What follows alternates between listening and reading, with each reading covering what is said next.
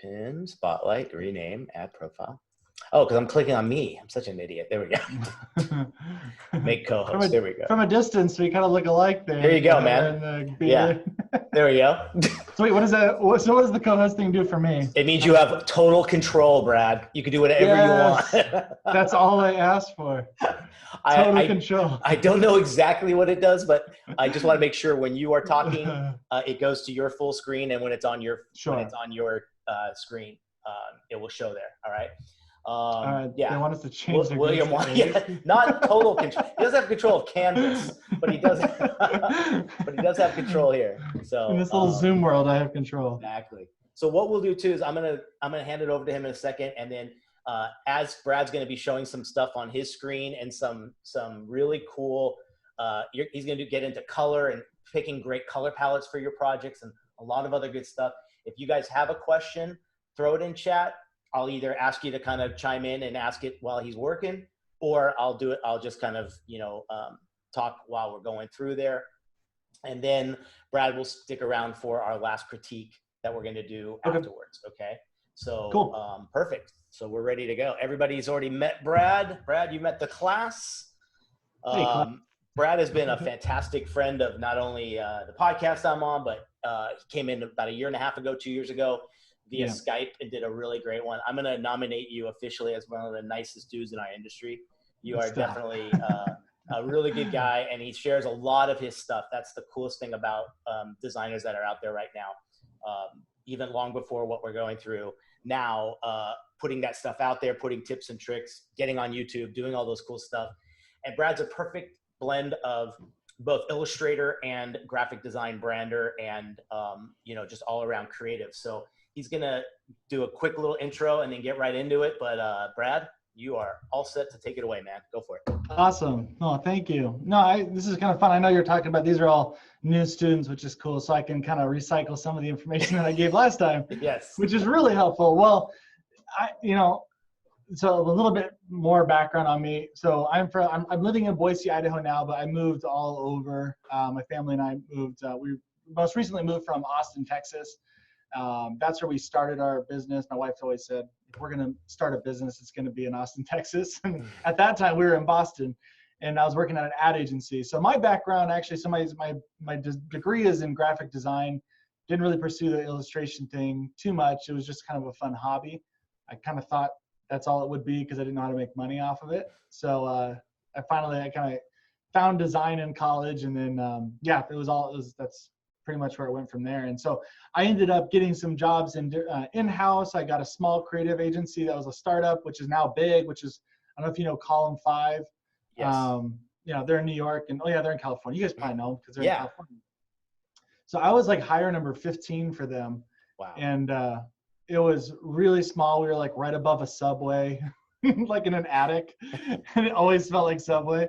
And we all just kind of like shared this little house loft thing. And so, but it was a really cool experience. And so I kind of got a lot of experiences quickly. I kind of left after a year of everything. I did in-house, and then I did a small creative agency. And then I did after that was an ad agency in Boston, Arnold, which is just one of those massive ad agencies. And, but I picked up a lot from them. And as I kind of went along, I was always kind of doing some illustration stuff on the side. And as I was doing it on the side, I noticed that it would kind of bleed more into the work that I was doing, because I was like really interested in it. And then a lot of my boss and like a lot of the like creative directors that I was working with noticed that, and they started giving me more like illustrative work that I could do. And so by the time I got to Arnold, which is the design or the ad agency, is pretty much, I was hired as a designer, but they were pretty much using me just for in-house illustration. So I worked on like all their different accounts. Like we had like Carnival, there's McDonald's, there's Geico, there's CVS, there's like everybody, avocados from Mexico. And so I got to work on a ton of these things. But the coolest part about it all, and jumping around to those different jobs and different experiences, is that now I kind of have know the inner workings of all of those. Mm-hmm. And that was a really cool, it was a really cool way for me to like start my career. And I got to move to different places and experience made a lot of friends in a lot of places. So I usually preface that, especially to college students, because I feel like there's like this, I I don't know if that's still the culture, but initially when I graduated, the culture was kind of like you worked in a big agency, whether it was an ad agency or a design agency, and you would kind of work your way up the ladder to get to like creative director or art director, creative director, whatever. And I kind of felt like initially I was kind of pigeonholed into that, and that's what I was kind of aiming for. Yeah. Then I realized I couldn't play that game. I'm just not good at it. People are, and I'm not saying it's a bad thing. It's just I personally couldn't. So there's no shame and there's nothing wrong with bouncing every year and trying something different until I knew. Because you're in college and you're doing like graphic design. If somebody asks you what you do, like, oh, what are you going to school for? You say graphic design. Do they have any follow-up questions? They have thousands of follow-up questions for me, at least. They're always like, okay, so what does that mean? Like, you do brochures or pamphlets? I'm like, well, I was like, or is it just logos? And you're like, it can mean so many things. And you make PowerPoint presentations, don't you? PowerPoint. It's anything, right? Yeah. It's all the things that they like heard, like so-and-so's cousin does this. And, but people don't really know what that is. And it's because it's such a huge, vague thing. And so, because of that, I feel like it's really hard to narrow down what you want to be in college with design, like what avenue you really want to stick in. So there's no shame in going and flipping completely from more analog work to more digital work to more UI to more branding. You know, like there's really, I thought that was a really good thing for me because I realized I want to be an illustrator. So now I'm mainly doing illustration. That's what people hire me for. And so I kind of call myself a design illustrator for that reason, because design is pretty much my core. Hashtag design illustrator. Love it. And I like drawing dinosaurs, so it feels like you can make them do it. There you go. But I mean, you probably know a lot of these design, like there's a lot of design illustrators in history that I was kind of basing, I was kind of like looking at, you know, like Paul Rand, and you saw Saul Bass, Ollie Exel, like there's so many different people, you know, different designers that also illustrated, and they brought those design elements and principles into their illustration work, and there's more graphic and things like that. And so that's where I started. I'm gone a little more fine arty and kind of come back to design because I'm experimenting with it all. But the core is kind of that design knowledge. And I liked design because it gave me rules and structure, whereas illustration, I was more of the fine artist before I went to school. Yeah. And there was structure, but I didn't really pay attention to it. It felt like just so more nebulous, like so much more nebulous. It was like, you can kind of do whatever you want type of thing. Whereas in design, you have a brief, you have something that you're needing to communicate. And so now all those colors aren't just like, oh, they feel good. It's now, oh, they have to communicate a certain message, or I can't use that color because that color communicates something I don't want it to, you know, or people have this association with that color. And I can't use it in this context. So let me just show you, I kind of want to jump into some color. I know a lot of, that's one of the things that, you know, I feel like crosses over the most, because I'm slightly detached from like real heavy graphic design work. And I know when you do this, I was like, I really want to talk to you about something that you guys could apply. So let me figure out how to share my screen here. Oh, so yeah, you're gonna hit down that share button at the bottom green, and then you pick Perfect. the screen or the window, whatever else Awesome. whatever you're doing. Yep. Okay, cool. I'm going to put this up one. Perfect. There we are. You see my screen now? Yes. There we go. Oh, nice. Okay, let's minimize this guy a little bit. I'm gonna move you guys over here. So if I look over that, oh, you're still on this side. Perfect. This is all learning for me. Okay, I gotta move this little thing over here. There you are. Perfect. Okay, this is gonna work out just fine. Oh, okay. Cool. There we go. There we go. I'm gonna open up all these. Oh yeah. Now I'm not gonna literally do color 101 with you. I feel like you guys are beyond this. I don't know. A few of them might. Just kidding. But I'm gonna just work my way through here really fast, just to kind of show you, just as a refresher.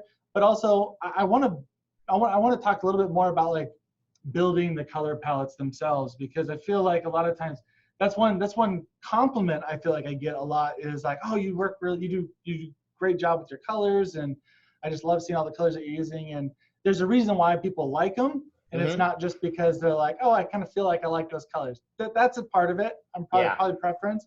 But there's actually kind of more of a science to it in building your palette. So Yeah. So looking at your color, but you have your standard color palette, you have your primary colors, which we all know, your secondary colors, your complements. I noticed with the complementary colors that, you know, they look really cool against each other. They really like almost like vibrate against each other.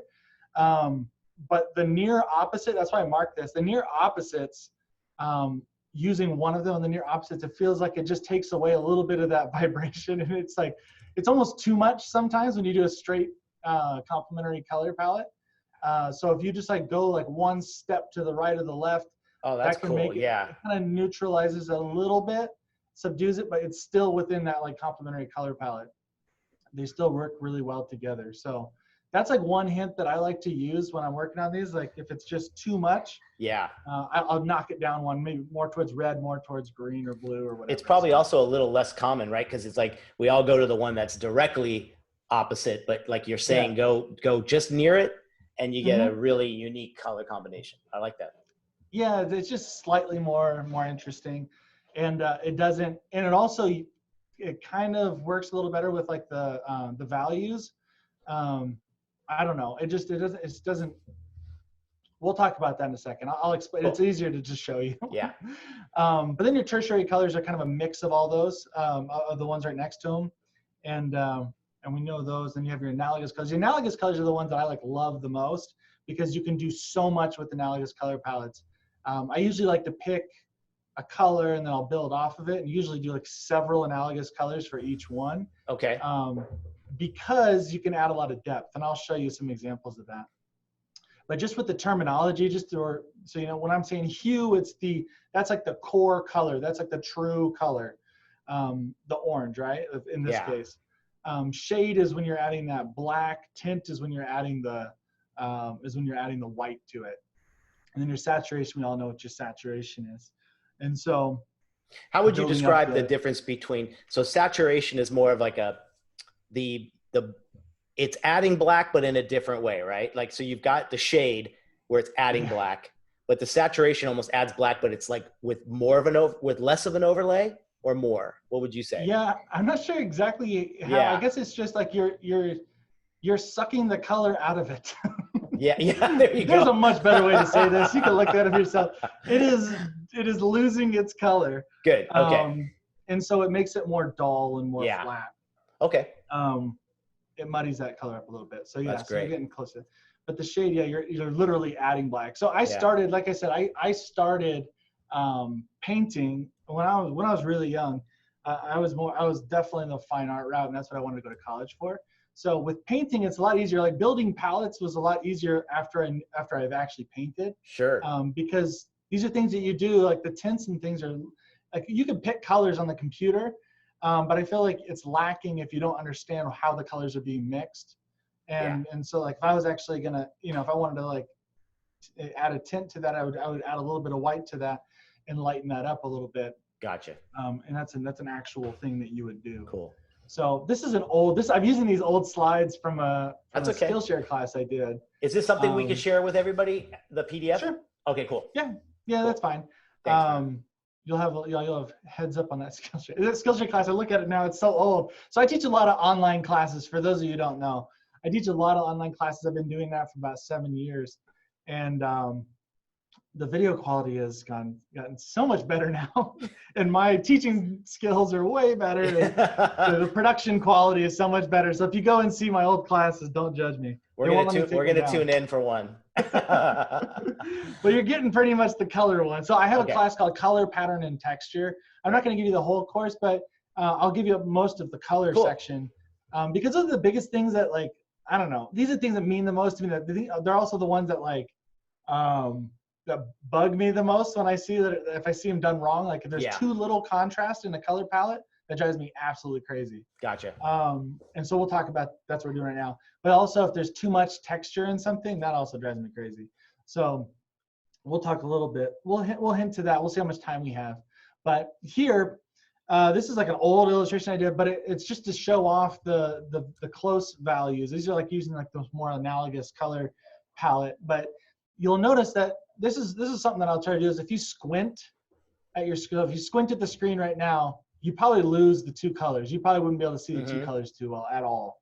And sometimes that's cool. And there's places for that when they're not trying to define a shape or make any sort of like distinguished features or anything in the artwork or on your design.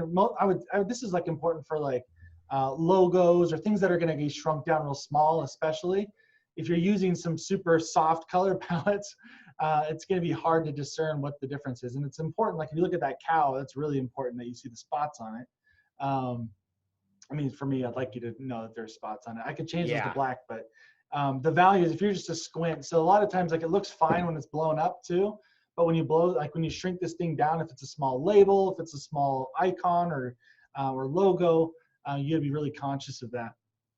So what we do is we start adding something like this is, you're doing those almost like the complementary split type of thing. But you're making it so that some of these things stand out. So cool. Again, I use the squint test all the time. Also, another way to check and see if you have enough of contrast in your values, there's enough of a value change. I should say there's enough contrast in your hues. The way to do it too is to make your whole piece just convert it to black and white. Look at your icons or your label or whatever, all in black and white, and then do the squint test. And if you do the squint test and you're losing a lot of detail that's important, then you're going to want to go back and adjust those. Perfect. So great idea. So that's just a color grayscale in AI. You see everything in black and white only. And if anything's too similar, there's not enough contrast. There's not enough contrast. And it doesn't have to be every color in your palette. And I'll show you that in a second. Great. It just needs to be, you need to have, because obviously we like to play around with analogous colors, but you also need to realize that you need enough contrast for certain things. So you have to have like something that's lighter and darker. And if they're all the same, then they're not going to help you. That palette's not very useful for you. Also, colors, if you're looking at colors change a lot depending on their context. And so this same color in the middle, that shape in the middle, that square, kind of looks dimmer or it looks brighter. Like with that purple, it definitely pops more and looks brighter. Yeah. But they all kind of like, it takes on different colors. So it feels more green in some of these. And that's just because that's what they're in different contexts. The different colors like react to them differently. So the same thing can happen with, if you're looking at two different, let's see. Let me go back. Let me go to my AI here. Yeah. So like this, I'm going to do this too. Let's do a little. Okay, I'm going to zoom in here. So I'll do a color. Let's do. Oh, I got to move this thing. I move this little bar over here. Which one? Oh, there you go. There you go. I got it. Okay. Oh, there you go. I had to move it because I couldn't see any of my tools. I'm like, I was like, help me. Yeah, I know. Rick, help me. Zoom is taking over. Oh my gosh. Okay, yeah. Oh, here we. Yeah, so let's do like it's like a red. We usually like this red orange thing's usually a good way to. Okay, so I'm gonna do like this reddish orange, and this might feel pretty vibrant, like that color. But then and then I'll have like another whole, and then I'll have like another whole project and I'll put it next to it and I'll have something, and you realize when I start like putting in like going all the way up in those values, like it can like radiate off of some of these colors here. But it looks completely different when it's on like a gray or something like that. So you have to kind of see what context it's in. If it's on like a website, or if you have like an icon that's going to be on white, your colors may feel super saturated and super bright. They're not going to look that way if you have them on like a gray background, or if you put them next to another really bright, vibrant version of that color, they might get lost. Like this color, this orange might seem super vibrant, but if I put it next to like a really red orange, it's going to get kind of, it's going to look a little muted. So it's all about context. Also, color has history. I think we all know this. You probably studied this. So understanding there's certain color palettes that have a very strong association with something in the past, or in the present, like brands, especially.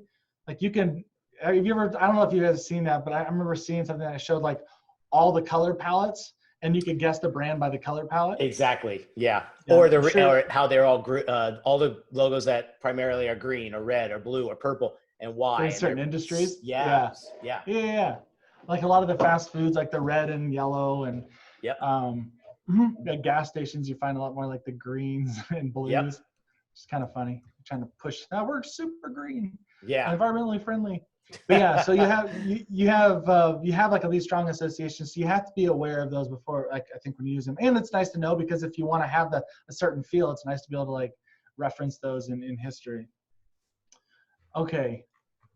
Other color. So when we're talking about building color palettes, there's certain things that I do. I typically start with one color and build out. So that's what I was using this example for. The main color I wanted was this orange color. I really wanted, so I'm gonna do a little tiny plug. I started this Brave Kids Art Club recently, and that's what I'm working on right now. And so I just this is the most current thing, and that I had to like do some branding work for on my own. But it's a YouTube channel for teaching kids to draw. I thought it was pretty timely. Now that you have any young brothers or sisters, I highly recommend it. It's super fun. I've been having a lot of fun with it. It's every single day. But yeah, so when I was creating this palette, I really started with this one color first, this orange color first, and then I started to build off of it. That's typically how I do it. I try to pick my core color and then build a library around it. It's kind of hard if, I don't know, for me, it's hard to just go and say like, these are the 3 colors I want. I'm like, you know, that's kind of difficult to see because you don't know how well they're going to play off of each other and what version of those colors. It's too vague. So, and you want that one signature color for the brand. Yeah, you want that one. Yeah, especially for design, it's nice to be able to have that one color that you can. This is like your core color. And some brands have multiples, but I really liked this orange on here. And so what I'm using. The reason why I built this color palette the way I did was because if you squint at it, you can see that there's enough contrast. I wanted a few different options for having a lighter color so that I can lay, like if I wanted to have either on white, it works, but if I wanted on that cream or the yellow, even that blue, those all work really well as backgrounds. So I have a little bit more of a variety, and I can use those off of, then I need 2 like darker colors, which is that orange is actually pretty dark in terms of like value. And then you have like that dark green. So a lot of times people forget that last one is that dark value. Yeah. And then they start building things and they start illustrating things, and you can't really, it looks a little washed out, I think. Yeah. So make sure you have the strong contrast in there. You don't always have to use them, but it's nice to be able to like have those just in case. Like I need, like for type on this, I could have done this. The easy way to do this would have been to put a tan background, this tan color. I could have put that in the background and done any colors I wanted on top of it.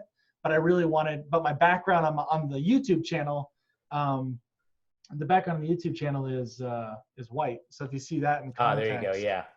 Yeah, you see that in context. I didn't want anything like yellow or tan. I wanted it to really pop off of the page. Yes, I used the word pop.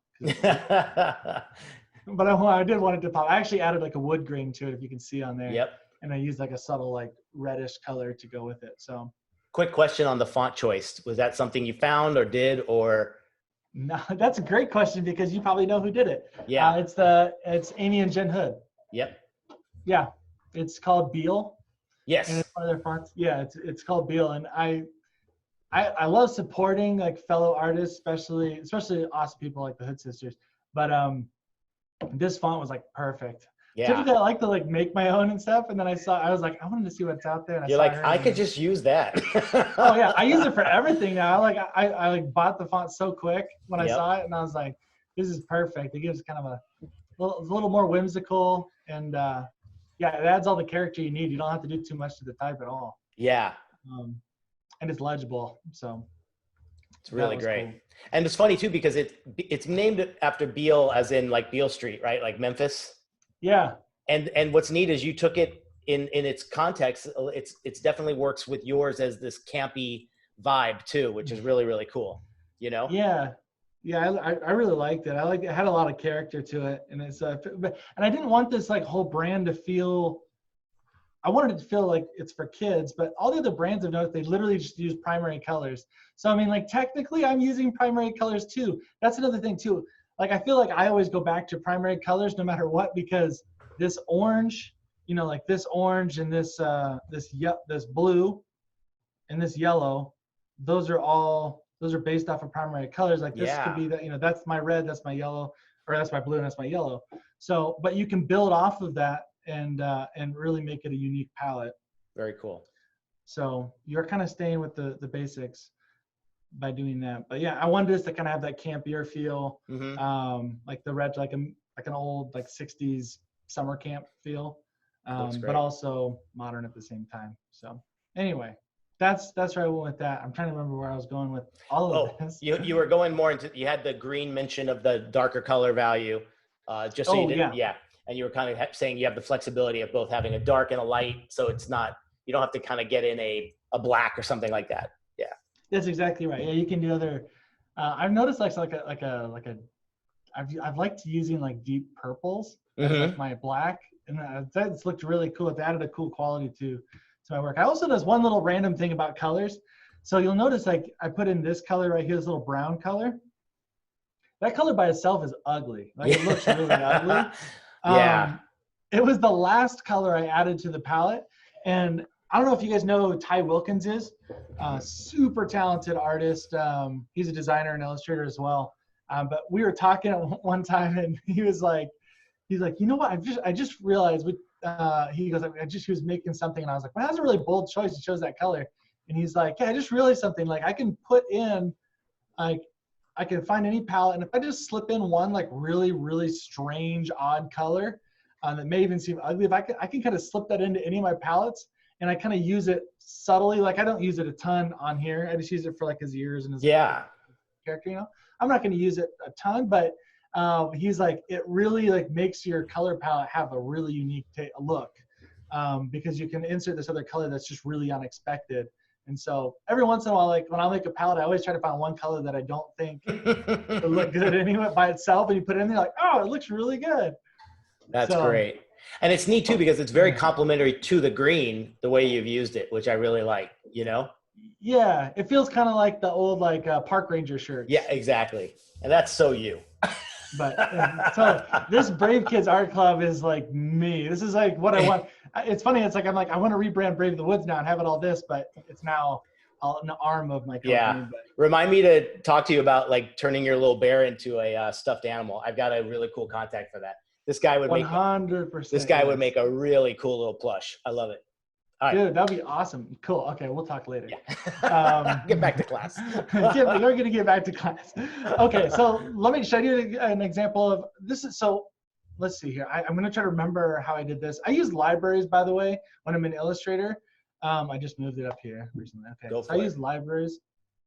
I don't know. I used to use my my swatches, and I still use that sometimes, but a lot of times I'll just put it in libraries, and that way I just kind of have it saved. And I can.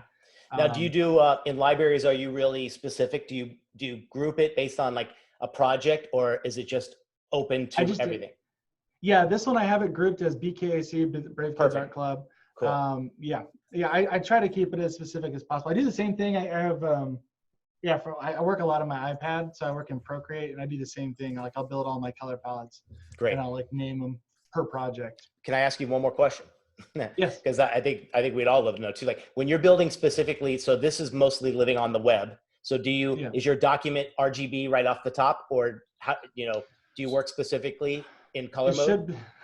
It should be, yeah. I'm not going to go look right now because it might not be. It typically is, yeah. Yeah, I do when I set up my document. I remember I did this one like super quick because it was all like, I want to get this out now. But yeah, it's typically how I do it is RGB if it's on web, just because the colors sometimes come out really different. Totally. So like guys, for everybody I'm mentioning, because I've built a lot of things in AI, and then you're exporting to screen for JPEG or PNG. And even if you change the color, make sure it's RGB in Photoshop, you're still not getting that true RGB that could have been there from the Illustrator file. Yeah. And you wonder why it's not popping. It doesn't have the vibrancy that you had on your screen. Then you post dull. it, right? So start with the RGB if your end result is going to be in that zone 100%. Yeah. Cool. 100%. Yeah, you can get a lot more vibrant colors online than you can actually print with CMYK. So that's why it does that. It'll like, you can like see it great on your screen, but then as soon as you bring it over, it can't convert. it'll still be that CMYK mode, and it'll be a lot more dull. So yeah, that's a good point. Okay, here's a trick that I use when I can't get a color palette to work. I'll do it right here. I'm gonna do this little thing. I don't know how, like, this is more like I don't know. This is kind of the lazy.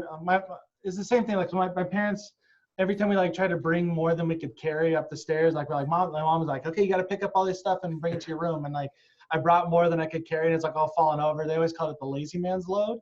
Okay. Like, don't do a lazy man's load, but we're gonna do a lazy man's load here. So, because I think this is, if nothing else, it'll just get your mind in the right place of what's happening. So let's do this. I'm gonna make a quick. Let's make a quick palette here. Let's do like a cool blue. Let's do a yellowish, huh? Yellowish color. Maybe like a. There's something so therapeutic about watching somebody else in Illustrator. Yeah, right. It's like all the stress is gone. Like it's like my mind's thinking it and it's just doing it. Yeah, exactly. Okay, so I got these random colors here. They might be too close. I may need to like bounce it. It may not illustrate my idea completely, but what I do is I just take like a rectangle, put it right over top, and do it with the blue, or if you want to make it a warmer color, if you want to, you can do warmer, cooler, whatever. I'm gonna do like a yellow over top of it, and then I'm gonna make that. I'm gonna turn that. If I go to my transparency mode, I'm gonna change it to color. Ooh. And then I'm gonna hit the opacity, and I'm gonna start from here at the bottom. But I'm gonna slowly add a little bit of that yellow back in, and now look, man, that yellow adds it to all of them all the way across. So now they all have one unifying color. Dude, that is all awesome. been warmed. Yeah, so that I sometimes I'll do that just to kind of see, and I'm like, oh, I could see how or if they still don't work, like that color's not gonna happen. I have to go back and change that. But yeah, that's kind of nice to be able to like see, like it looks maybe a little too vibrant there, and I can drop that on top. I'm like, oh, that's kind of cool. Now all of them feel like they're a little bit warmer. Like this has a little bit more yellow in it, clearly. So when you do that though, now how do you grab? Because you have an overlay. Right? Lazy man's load. This is what I do. You screen cap it? Capture. I screen capture. Oh, that made me feel. I'm like, that's exactly what I was gonna do. I'm like, Brad probably has something 10 times better. No. I really don't. I'm really lazy when it comes to this kind of stuff. The thing is, like, technology is like kind of, it's cool, but sometimes it just gets in my way, and I'm like, oh, there's too many ways to do the same thing. So I'm like, I'm just gonna. I got you. It gets in my way, but yeah, I'll screenshot it and then just drag it back into my my project, and I'll just eye drop all the colors. Nice. Yeah, and start a new. So again, so the reason you did yellow was more because that was the direction you wanted to take them in a little bit, right? I wanted to warm it up a little bit, but it's nice. Like you can kind of choose any direction. Yeah, I can change that to. If I wanted, I can change that to like, let's see it as a blue. Oh yeah, I was gonna say, so it's really, if the desire is to make them a hint more in the blue or a hint more in the yellow, that's the color you use for the top. Yeah, exactly. Gotcha. So and like that's a whole new palette right there. Yeah. Like right here. Yeah, look at that. Wow. Right there. Wow. Got a little more analogous, but you can kind of tell still like this blue feels out of place to me. Yep. This blue it's right the here brighter feels one. out of place. Yeah, these feel like they're all in the same value range. They feel like they're part of a family, and this blue one's just way out there. So I know I'm gonna have to go back and change that blue a little bit. And maybe that's like, oh man, look at all these other ones. But yeah, if you let's cut it in half, you can see it. Isn't that cool? But even that, like that creates new palettes right there. Yeah, exactly. You can use those. But cool. Those transparency modes are you for when you see that for the first time, like in Illustrator, you forget that it's there. Because we only think those kind of things are working really well in Photoshop, but Photoshop, yeah. What a difference it makes with your colors and everything here. Cool. Totally. Okay, I'll give you one more trick. Go. Maybe two more.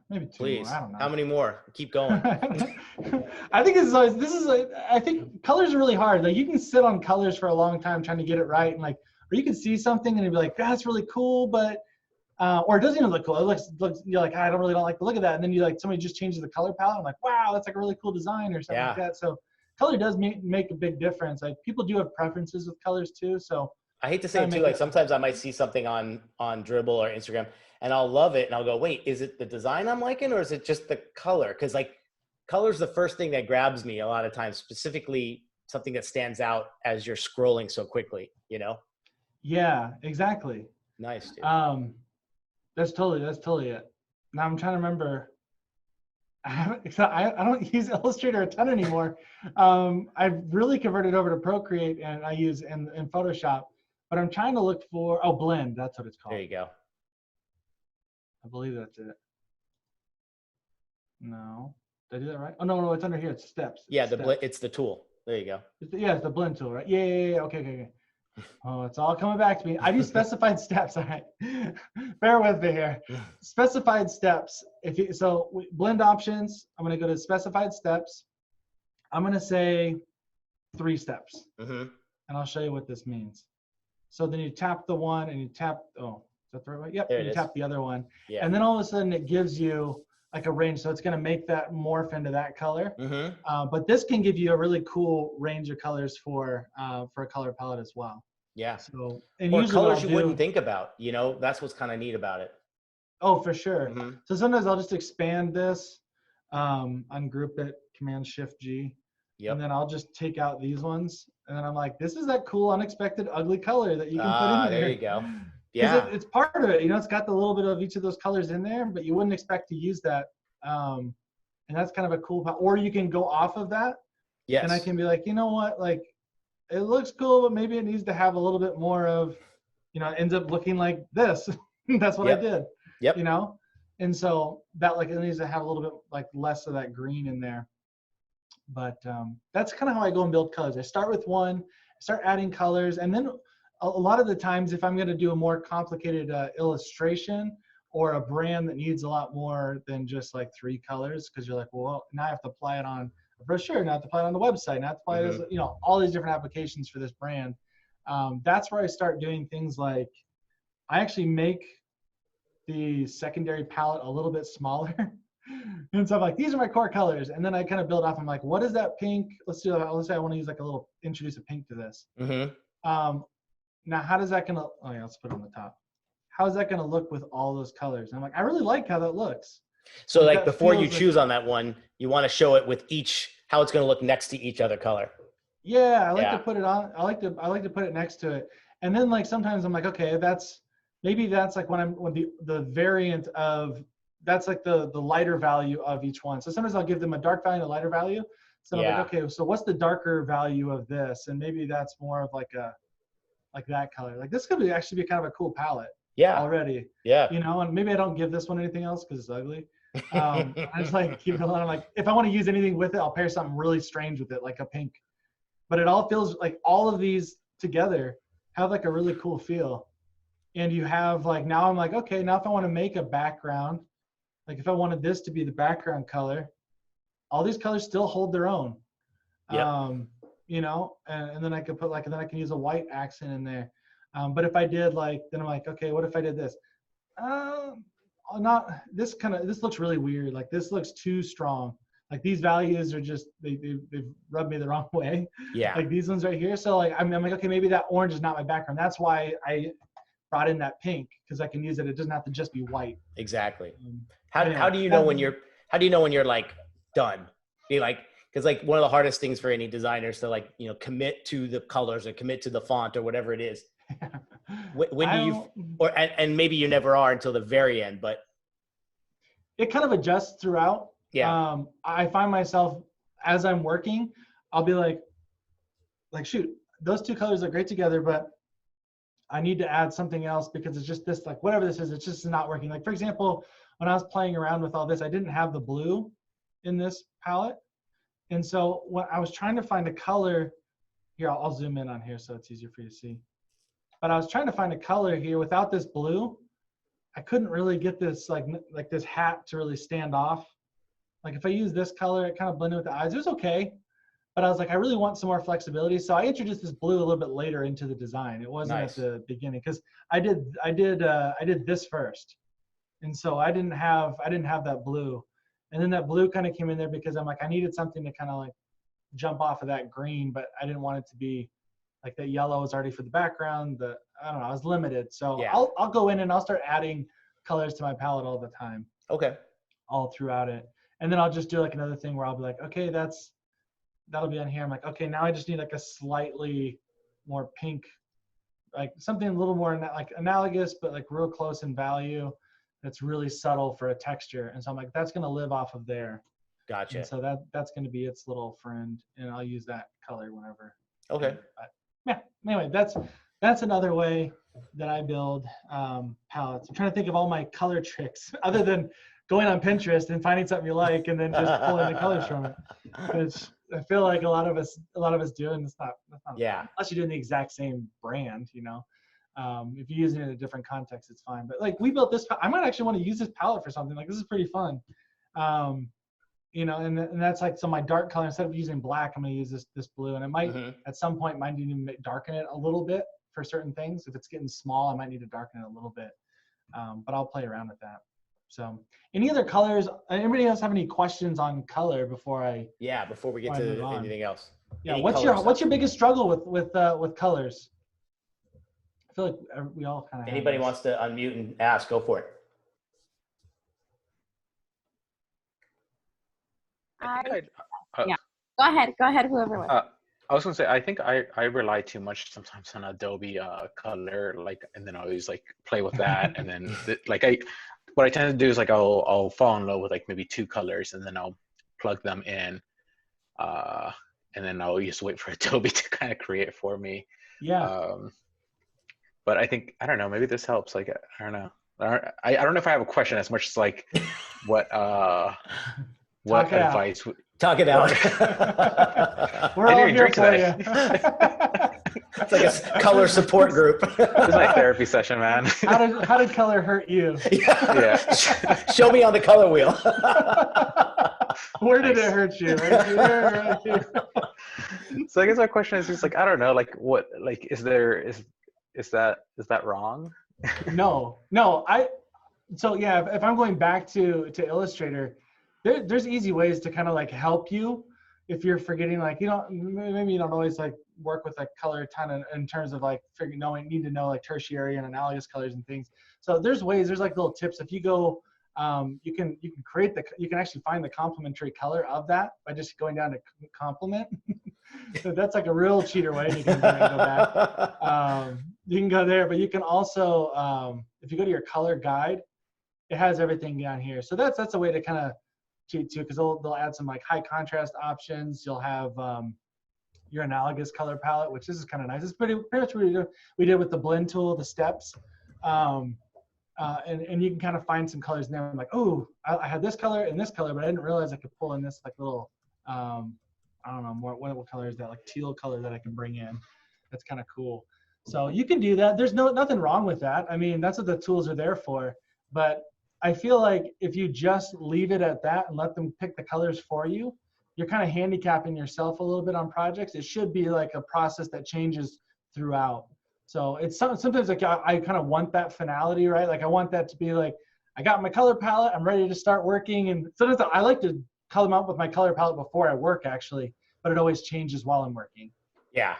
For me, I'm so like invested in the colors. That's a huge part of my art form, that like these bright, vibrant colors, that's kind of something that excites me about the project before I even work on the design or anything. So I'm like, I want to make something with these colors. Like I love this, like right now, I love this color palette. I'll probably go and look for a project to do with those colors. And then, but it's not final, right? It's something that I'll keep changing it. And you probably experience that when you go on Pinterest and you go and pick a palette. I do this all the time. I'll find like, whoa, that's like a really cool random palette. I'm going to use that for this. And you go to do it on your piece and you're like, ugh. You're forcing it at that point. Yeah, it just doesn't work. It requires a lot more nuance. And so you need to go in there and you need to play with the values a lot more. Yeah. But the biggest thing I can tell you is have the contrast, have your lights, your darks. You need both of those in there. It's cool to do analogous colors and colors that have like share the same value, but they're more for like a textural, how do you adding dimension. Let me look at let's see if I can find a good example here on my site. Yeah, I mean, look at the color examples there, guys. Yeah, it's just bright. So you said it. I just want to be clear because someone asked. You choose the colors really before getting into the meat of the design, correct? Yeah, cool. Most of the time. That gets me more excited to work on it personally because that's like the part I like about it. But like this is probably a good example right here. Let's do this one. Can I ask a quick question? Go for it. No, I'm just kidding. Go ahead. In terms of, so let's say you have a color palette that you like, and then you go ahead and print it, but it turns out to be darker. How do you approach that problem without trying to change the color palette? Oh, if it prints out different? Yeah, because you know how it prints like darker, but you kind of don't want to change the color? Or do you have to change the color to kind of match it? When I did a lot of print work, that's a great question. When I did a lot of print work, which I don't do a lot now, but I do remember specifically thinking this, every time I made my palette, I generally made it like a few notches lighter than I would normally because I knew it was going to print dark. Because every project I printed for school, I was like, why is that so dark? Like that orange is really, really, really saturated. And I didn't want it to be that saturated. So you lose a lot of the contrast because it all kind of muddied up. Yeah. So yeah, that's another reason why when you're creating your palette, understand what it's for. If it's not for print, you can even make a whole separate palette for print.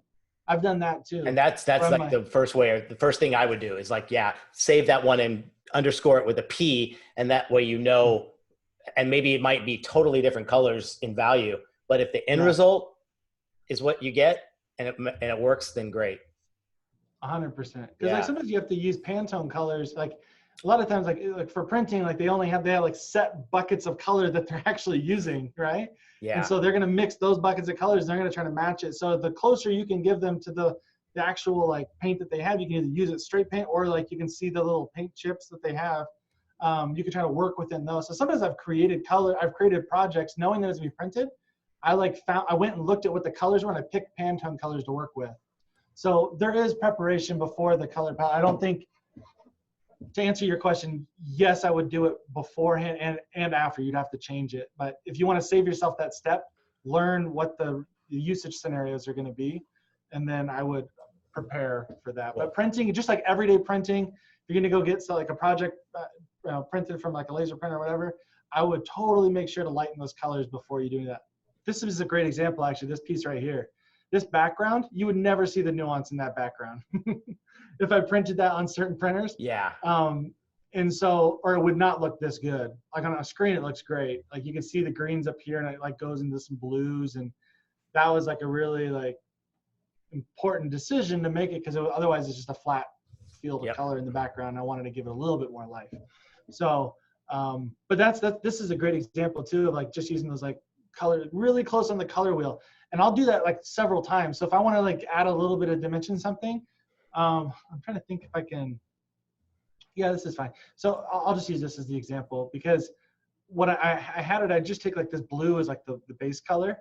And then I just literally picked another color on the color. So if I did this, like I did with this pink. Yeah.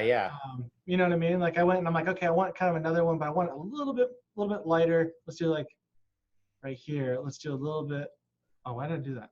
Man, stop doing that. Move with me. There you go. But like I'll do something like that, like just ever so slightly, just slide the scales a little bit, more yellow or more magenta or add more cyan for the blue. You know, if I did that, I can get a little subtle variations. And what that does for my art is that it gives it some dimension. It gives it a little bit more life. It feels a little more tangible. But it's just a subtle thing. That's one of the ways I use color a ton in my artwork is I'll just kind of have a little subtle color change, or even for like elements that don't need to be important but are cool little things. That's great. You see them up close. Like I don't know if you can see the spots on this dinosaur, but he's got little spots on there. And if you look up close, it's kind of that you can see these details, but they're not really demanding all the attention. So I don't know. I kind of do that a lot throughout here. I need to update my website now that I'm looking at. I have so many new things to put in here. This is all old stuff. But anyway, yeah. So that's typically what I do. I use it to like create a little bit of dimension, and it's super simple. Just pick along that color wheel, like with all the colors right next to it, and just do little subtle versions of that. Do you find that's probably a really unique way for the art to not obviously look so vector. Like I think to me, that's what makes your art look so much more illustrative than just, 100% vector, flat color. That was actually that's why I kind of developed that, because, well, actually, I'll say this is probably where it came from first. That was part of it. I didn't want it to look flat because I wanted it to look like it was, I started out really being liking all like the really retro art, and I still do, but I'm trying to make it my own now. I think I've changed it where it's like, it's still very modern, but I have like a lot of those old influences. That just happens over time. But initially I was like, I really wanted to have that quality, that printed quality. So I started adding like a little bit of these imperfections and things where I'm like, oh, maybe it's a little bit lighter there because it's worn, that's what I did with textures and things, just to make it feel like it wasn't so flat. And I wanted to make it feel like something you could relate to, a little warmer.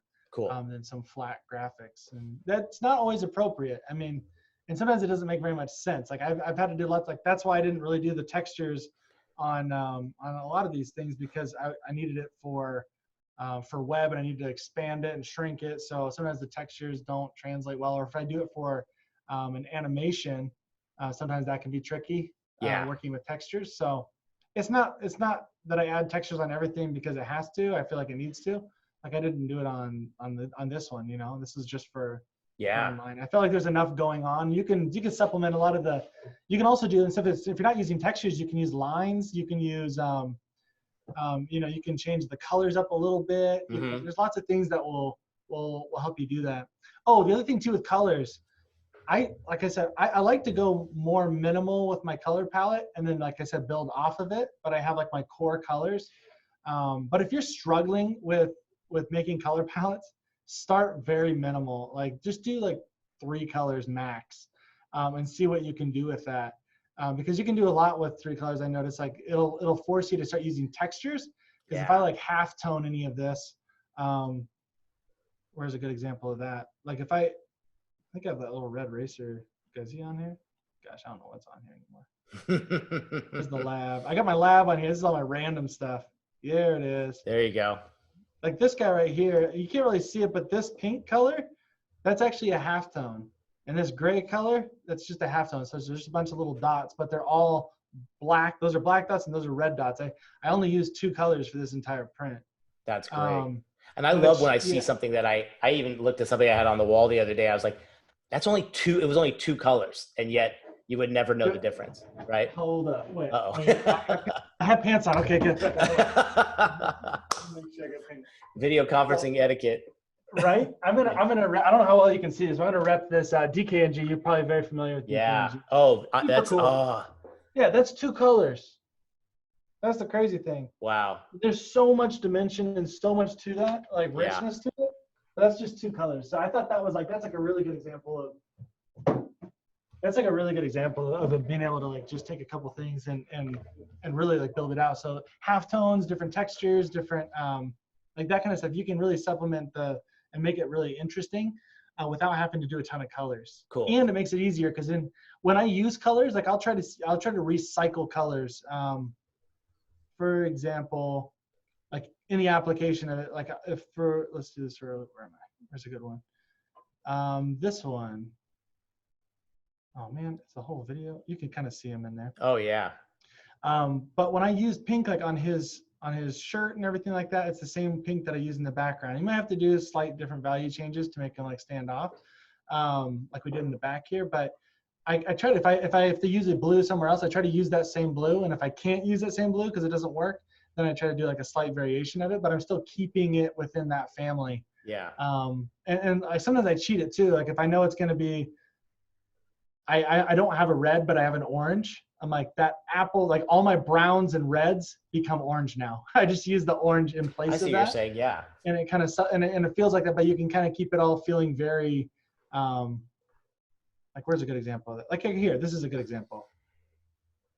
Like there's more like pink, like I try to use like this orangey red color. Anything that was remotely that color is going to be like that hot dog is going to be red. Although I lived in the Philippines and the hot dogs are like red. Yeah, red. That red. Like you put it in the water, like they would boil their hot dogs and it would be like red water. But here, like everywhere else, that's not typically what a hot dog looks like. But I just use that same red, and it's okay because people still know what it is. Yeah. In context, right? So Yeah. you don't have to go and use a billion colors. Like it drives you crazy. People use too many colors in a palette. I'm like, oh, you could have done that with 2 colors. Yeah. Or 3 colors, and it would have read a lot easier. While you're on that page, I just want to highlight one thing and then ask you a question too. Most of the students right now are kind of currently building probably their first professional portfolio, website, case study. And I noticed one thing that I don't know if any of you guys noticed, but you change your colors per case study to match the brand. Yeah, it drove me crazy that they didn't, because the problem is like I have brand colors, but they clashed so hard with each project.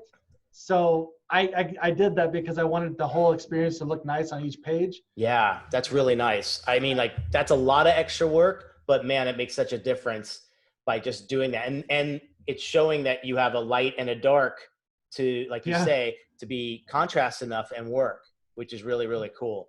What other, I'm just curious, you know, even though most of yours are illustration based, whatever, there's still a commonality in presenting your work.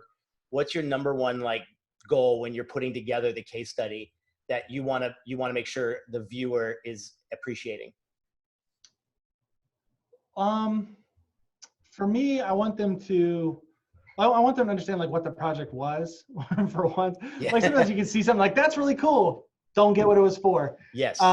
You know, and I think, especially in terms of design, when you're doing like these case studies on your site, and I'm going to do some more I'm going to do some more case studies. I think I want to do like, you don't have to have every single project as a case study. Just pick like, I don't know, you can even pick like 3 good examples and use those. And the rest of it could just be kind of all this. And that's what we're rebuilding our site and stuff for that very reason. Yeah. But I want to add on, I wanted to tell a little bit more of the story. The reason for case studies in general are just so people understand your thinking behind it. Because a lot of times you'll have this beautiful piece of work, maybe it's a label, maybe it's a brand, but they don't know how you got there. If they don't know the brand and you're not doing like a rebrand, then it's kind of hard. Yep. So it's kind of nice to show them what obstacles you overcame. It's kind of nice to see it in different, like not just one thing, but show it like, how does this brand build out into, what is it going to look like on the shelf? If it's a product, like how's this product going to look on the shelf? How's it going to look next to all its other competitors? What does it look like in the hands of somebody on the beach? I don't know. It's like, you can totally put it in situ, you know, you can do all this kind of stuff because it just gives them, they want to see it. And especially if it's like branding stuff, it's nice to see it live because it feels like a real thing. Even though it's a student project, you can kind of seeing it and kind of mocked up on like a really, like doing a good mock-up of it on a bottle or actually printing it off and taking a photo of it. All that kind of stuff makes it real, and it does feel less concept, more real. Gotcha. But yeah. Question on the kind of like just your inspiration of the design and the elements of your illustrations, perhaps. Like for example, the burger. Someone was saying, is it based on a photo, or was that just something? Is that your sketch and then turned into it? And I kind of know the answer, but go ahead. I mean, this wouldn't naturally come out of my brain, a deep fried White Castle burger. Yeah. I've had White Castle burgers and they're not good. But the deep fried Marley would be better because I don't like them normally. Deep fried White Castle burger would probably be pretty good. Yeah. But even the style that like, was that like, can you just take that right from your head and go, okay, I need to make this stacked with the tomatoes and blah, blah, blah. Or are you finding photo illustration combination? Usually I usually start with the reference, especially with this stuff. It's so foreign to me, like fried Pepsi. Yeah. I don't know what the devil that was. Oh, I've seen that. That's literally at state fairs, right? Yeah. Yeah. It's crazy. That's what this is for. I forgot who was the client. Oh, it was Lonely Yeah, Planet. The pickles. Everything. The Kool-Aid pickles. Yeah, I think for deep fried cola, they actually take like the real strong syrup that's used to make the beverage, batter, and then that's dropped in with batter and deep fried. Yeah, I kind of want to try it. If that was Dr. Pepper, I'd be sold. There you go. Cherry Coke. Cherry Coke. There you go. Yeah. I like their photos. What do you use? Do you use Squarespace or what do you use for your site? My site is off WordPress. We're actually going to move to Squarespace because we have a developer that does a lot of this for us. So a lot of this back end stuff is like I do it, but it's not super user friendly. And I really just want this to be, I don't have to ask him to go do something for me. So I would recommend just like, yeah. And I'm not there yet. I'm like that. I do the same with Wix, and I do it even with clients, so they can do all those fine tuning. They don't even have to be that proficient in it. But I just feel like there's this shift with how advanced both Wix and Squarespace have become. I'm almost seeing people shooting there first before even WordPress. It's pretty crazy. Yeah, I mean, like that. When I graduated, it was like WordPress and making everything on Dreamweaver, and man, I hated the process. So I'm really happy that Squarespace and Wix are there now, because I'm like, I'm moving over there. Yeah. Because honestly, like I made mine completely custom. Like this is I designed everything on the site, and he built it all completely to what I designed, which was a fun process for me because it was something I wanted to do. But I don't think I would do it again necessarily. I feel like it's almost a waste of time in some ways. It is like, kind of plug and play now in a lot of different ways, you know? I guess if you're going to be a web designer and you want to show that off, you could totally do that. But sure. If that's what you do. Really need to. Yeah. Which is, I really don't need to. I'm an illustrator, so I think I can go a little bit more simple. Yeah. Guys, any other questions for Brad before we get into like critiquing and stuff? You can unmute or just chime in on chat. It's not much of a question, more of like I have a cool resource that I found on Instagram. Oh yeah. Called Color Hunt, and they post different color palettes every day, and they have the codes and everything at the top, which is pretty cool to just. Oh, that is cool. Yeah, and I shared a little earlier with it's Coolers.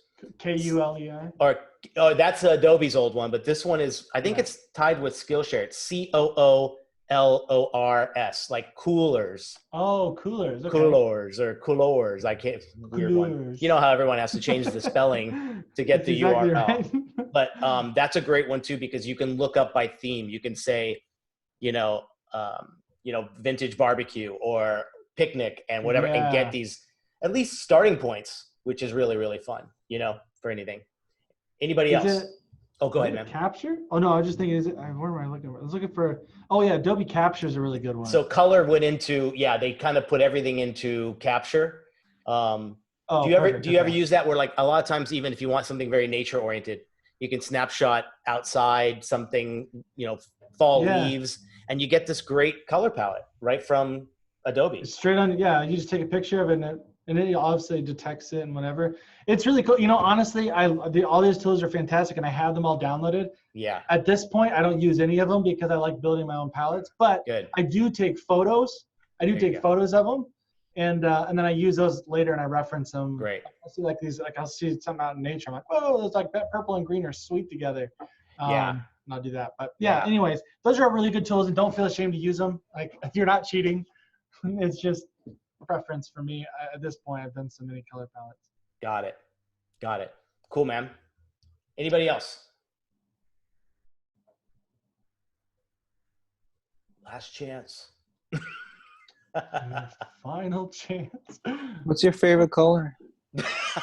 Color. Yes, this is the question I was waiting for. There you go. Lobbed me the softball there.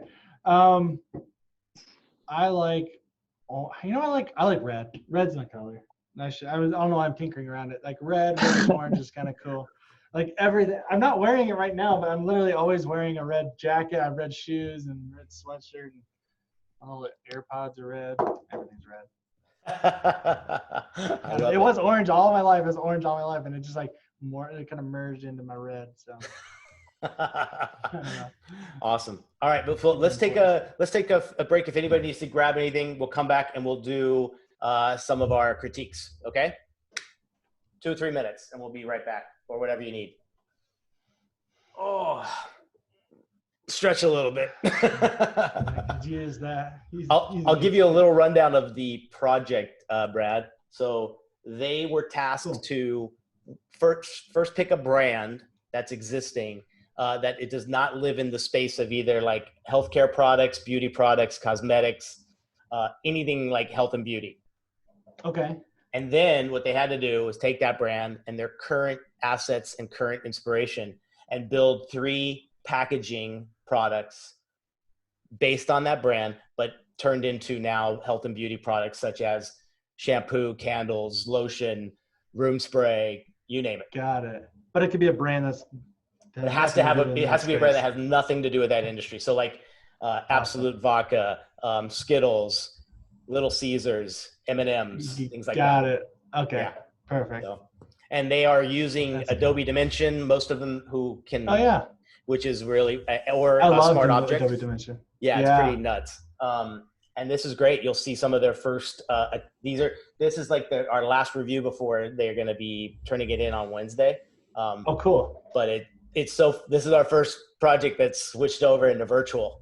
Oh no. Yeah. But so what you're saying is they've had lots of time. It's been crazy, but it's actually going well. I think there's a certain amount that, they're being responsible and doing it a lot on their own, which is great, That is cool. It's good. It's really good. Let's see here. All right. Okay, how do I get back to my... Oh, so you got to hit stop share or something. Let's see. Stop that video. See, the power of co-host has just gone to your head, dude. I just want it all. Oh, stop sharing. There it is. Stop sharing. Got it. Awesome. All right, cool. Let me grab this off here. Kool-Aid Pickle's a real thing. Yes, they is. Yeah, that's like the last time I went to a state fair, I was like, wait, this is all real stuff? Like, yeah. The best thing, though, is a deep fried Snickers bar. That I haven't tried it, but I've heard of those. They're really good. Oh my God, it's everything you would expect. It's just so here in Idaho, they have this thing called it's ice cream potato. I'm not sure what they call it, but it's a baked potato. But it's a dessert. So no, it's not a baked potato. It looks identical. You have to look it up. I forgot what it's freaking called, but it doesn't. It looks like a potato. So what they do is they take like vanilla ice cream. Is it like dessert imposters? Is that what it is? Yes. Yeah. Okay. So they'll take like the vanilla ice cream and they'll can pack it down into the shape of a potato, right? Okay. And they'll wrap it in like a foil. So it's in the shape of a potato. And then they cut it in the middle and they split it, right? Like a potato.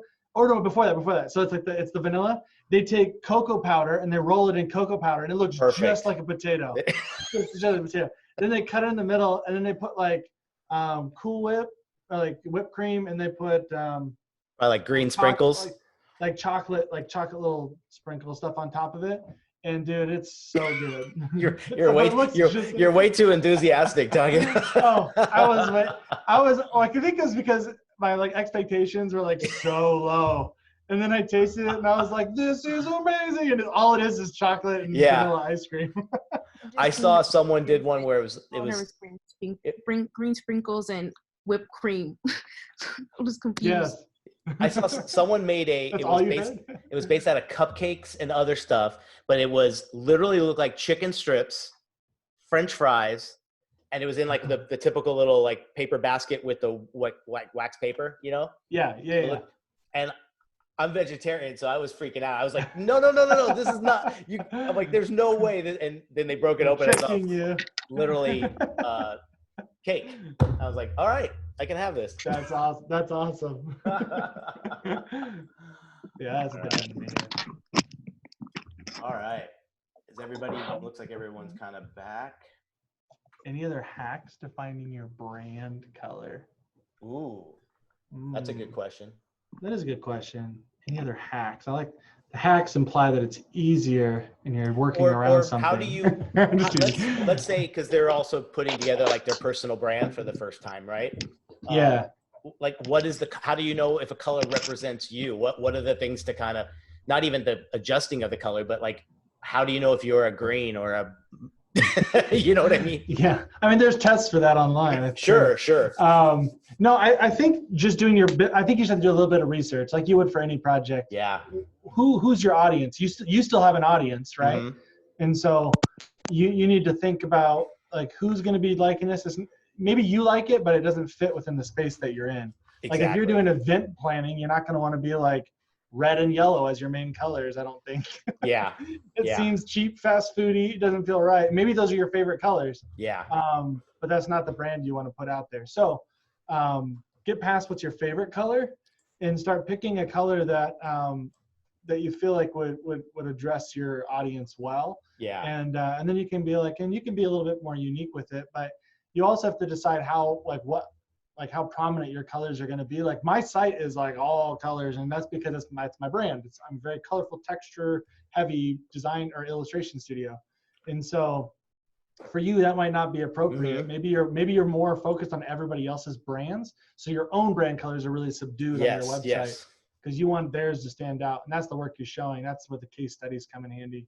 But you're more like, maybe it's even, maybe you have that accent color, but you only use it like just in the logo and nowhere else. And it's all kind of black and gray everywhere else. I don't know what your thing is, but I would pay attention to who your audience is and what your body of work is, because don't want that to conflict. Yeah, that's a good idea. I think I've slowly learned to kind of tame that down a little bit as a brand color, to just not like you said, not compete. Let the work kind of shine.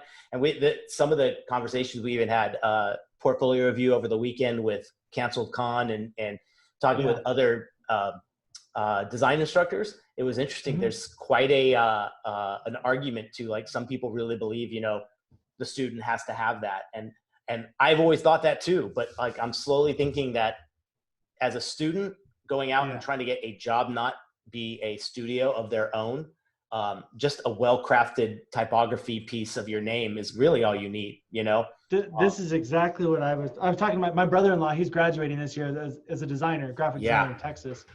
And he worked for me for a long time. I like to say I got him into design. It was nice.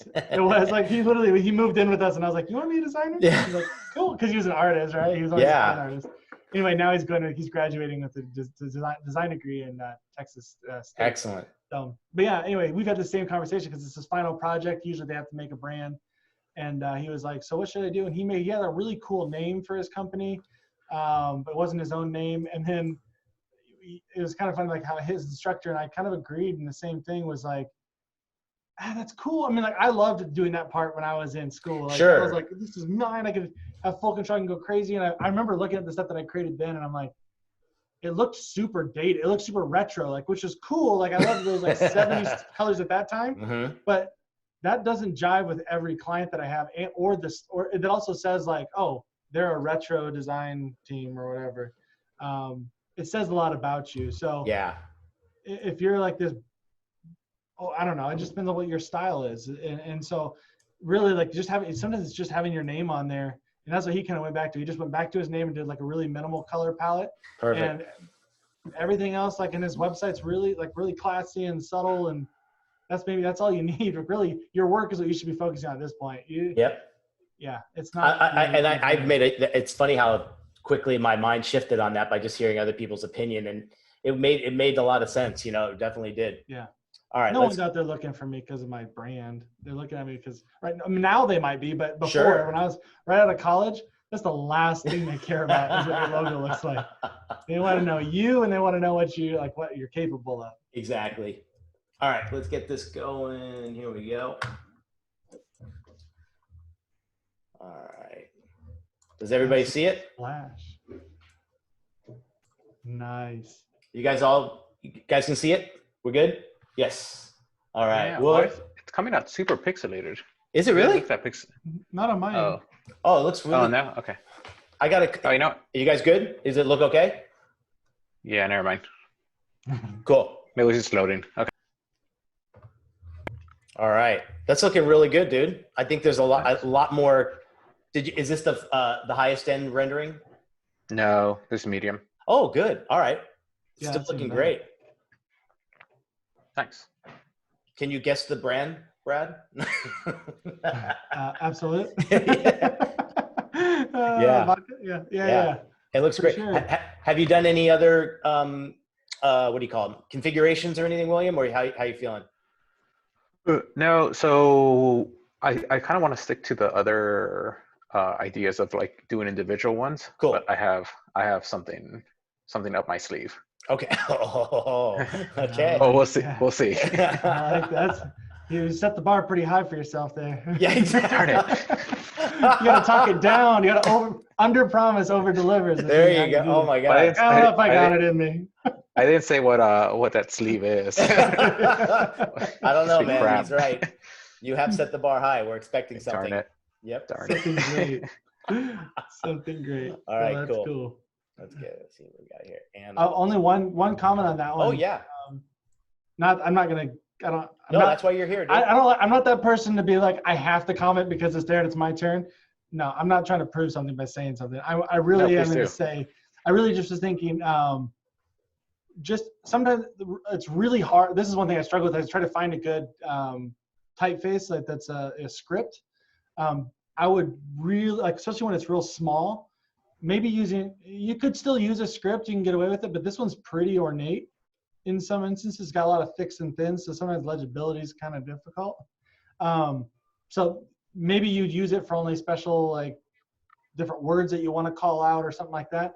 And then you can use a different typeface underneath. I understand that it does give it that feel of like, like beauty products or whatever. Yeah. But there also are some other ones that feel a little bit more ornate in nature, but they don't have to be like a full script either. So I don't mind the script. I just feel like when it's real small, it's very hard to read. And so maybe just take that into account. If I was holding it, maybe it's different, but just maybe be conscious of that. Okay. And I think we brought it's been a conversation before, right? We were talking about this. Hold on for a second. I think there's a new participant. Here we go. And I know you were saying this was on brand. The brand does use this. I forget if we asked, was this the exact font, or did you try to come as close as you can to it? This is the closest I could find to their brand one, because theirs is a modified. Gotcha. So again, maybe you as the designer getting to figure out now, is it about pumping up this a little bit, giving it a little bit of an extra stroke so it's a little more readable? Or do you condense the copy down so it's less and you can make it a little bit bigger in size? So you see what I mean? So everybody has, and that's why I love having the outsider kind of in the critique with this, because we all know it because we've talked about it. But if it's been brought up by everybody, see what kind of solution you can come up with. Make sense? Cool. Yeah. And it might be just pulling out a couple words and saying like, those are the things that are going to have that are immediately under the Absolute logo. Like maybe you have like a little phrase or something that is in that script face, and then you can use another typeface underneath it or something like that. I know that changes a little bit from Absolute, but you can still, like, I think the lockup of the script and the the bold sans serif that Absolute does, then I feel like you might still get that feel. Maybe, I don't know. Okay, cool. Cool. Thank you. All right. Very nice. Okay, where's our Chobani? Oh, Chobani, that's the best rebrand. I know, 100%, man. It's one of my favorite new rebrands. But it's the most copied rebrand. Totally. I just saw there was an interesting. Does anybody watch Shark Tank? Yeah. I'm curious. So there was a brand on there. It was called Mothers, and it was like a healthy probiotic soda. So it was like LaCroix, but with like probiotics. And what was funny was the guy that was behind. He's the guy that's on there every once in a while. I forget his name, and he's behind he's not the GoPro guy, is he? He's like the branding guy. He did like Pop Chips and. Oh yeah. But part of me kind of thinks like, I don't know how much he had to do with it. I think he was more than he had the money. Sure. But he bought that one and they completely redid it and called it Poppy, like Poppi, because it's like it's an alternative to soda pop, so they're calling it Poppy. It is an exact ripoff of Chobani, like. No way. But inverted. So bright colors and then reversed out fruit and the same typeface, like that nostalgic. No. So it's like I sometimes it's like, man, I know that's flattery, but why would you want to look just like another brand? Yeah, I agree. Yeah. This looks good though. Doesn't this look great? Ann, are you still here? I think I see you. Like, I want to eat this. You know they're gonna smell good, right? My wife has like this, like she always has like her different things in the shower, in the little shower caddy, and she has this one. It was like a coffee something, and like I was like one day I was like, I'm curious. So like I was like, holy crap, like this is amazing, and I felt like you just want to like eat your arm all day. It was so good. Yeah, this is. I'm a latte. That's exactly. I was like, no wonder they smell so nice. This looks great. I think she might have stepped away. Anna, are you there? I know you're in the room, but I think you're still on mute. This looks really good. Yeah, I think you could just maybe make them even slightly bigger. I would make the bottle's probably technically taller than the tube. So like, and to fill that space, I would just scale wise, but you can see how good Dimension's working here. It's pretty amazing. Dimension's so good. That's like the game. Oh, I and wish we had that. She has a few other ones. Let's see. There's that. Oh, different light. Oh yeah, see, like just by. Oh, I like that with the background. Mm-hmm. Yeah, That it looks really nice good. on that background. And then one more. Let's see. Yeah, it's fun. Oh yeah. So I think even on this one, if you're gonna float them, separate them. You know, like have them floating kind of a little different angles. You know. Have some. I think. Yeah, like even like that, the little Chobani, whatever it is. I don't know what that is. The little lotion. This one. Can. Yeah. Yeah. That one, that could be kind of cool if that one was kind of coming more towards you. Oh, you're right. You can totally do the depth in this. Have one coming almost right at you, and then the other two in the background. An explosion of Chobani lotions. Explosion of mixed berries. Cool. Mixed berries. I think well, Anna, definitely get that from the recording. We'll have this on here, but cool. All right, let's see what we got. All right, I see a lot of you guys didn't get yours in here. This was our last review. I put mine up there. I guess you did? It didn't show. Yeah, I don't know why it's not showing. Can you email it to me, Christine? And then I'll grab it from that one at the end. Okay. Just in case, because I know sometimes if for some reason, maybe it'll come through at the end. We'll see, but I'll figure it out. All right, there we go. Pokemon. You don't have to put it in my template though, Joe. Oh, I thought you need to. Yeah, no, that was just my template, man. Okay. Just your art, man. Just your art. Okay. Okay. Good thing we caught that one last one. Isn't that cool, Brad? I do like that. That's Isn't that great? Pretty sweet. This is great. That's a great way to like show off clearly a kid's. This could totally exist. I mean, totally. Line, you know? In a kid's bathroom, I could totally see it. So for sure. Just one thing I would suggest. Let's see, the centering of 50 and sunscreen. It's a little off there, and I know you're doing mostly a flush left. Uh-huh. So maybe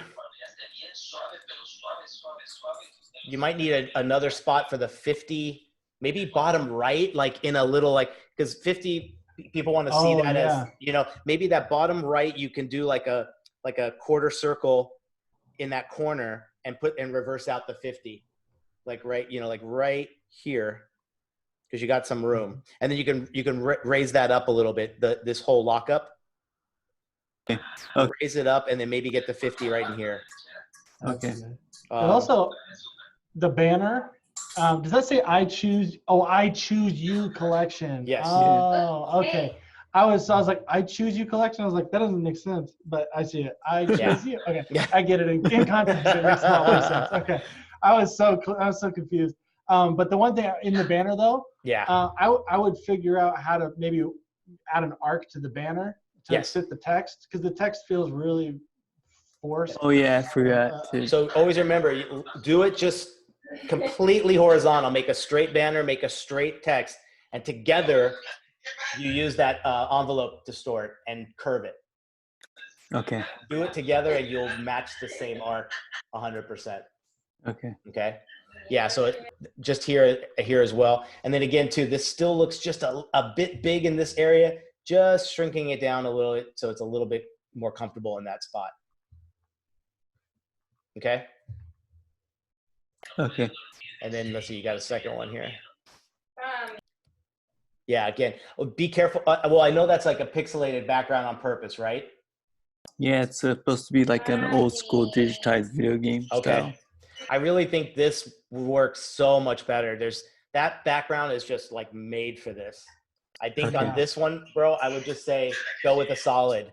Like let that one be the environmental one, because what happens here is that I feel like it's fighting against your products 100%. Okay. It feels like it muted all your colors too. It's the lighting, I think, too. Like, you're right. The reflection. So the other one feels so nice. Yeah. Make sure whatever you're doing, it's up to you to make sure that the angles and the lighting are good enough that it's not washing out all those cool colors in your piece. Okay. Thank you. Okay. Cool. But yeah, that's some good. Oh, somebody had a good idea. What was it? Yeah. Make it 2 lines and put I choose you, and then put collection on the second line. I don't know what that would look like, but it sounds like knee-jerk reaction. Yeah, it sounds like an interesting solution. I might try that. Maybe like the I choose you is in the banner, and then collection is right under the banner, it nestled in that little negative space.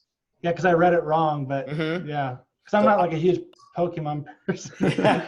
so maybe that's why I read it wrong. I know Yeah. I'm familiar with it, but maybe that's why I read it wrong. Yeah. So I choose you, and you can spread it out and put it across the banner. And then as you curve it, collection goes right underneath the banner in that spot.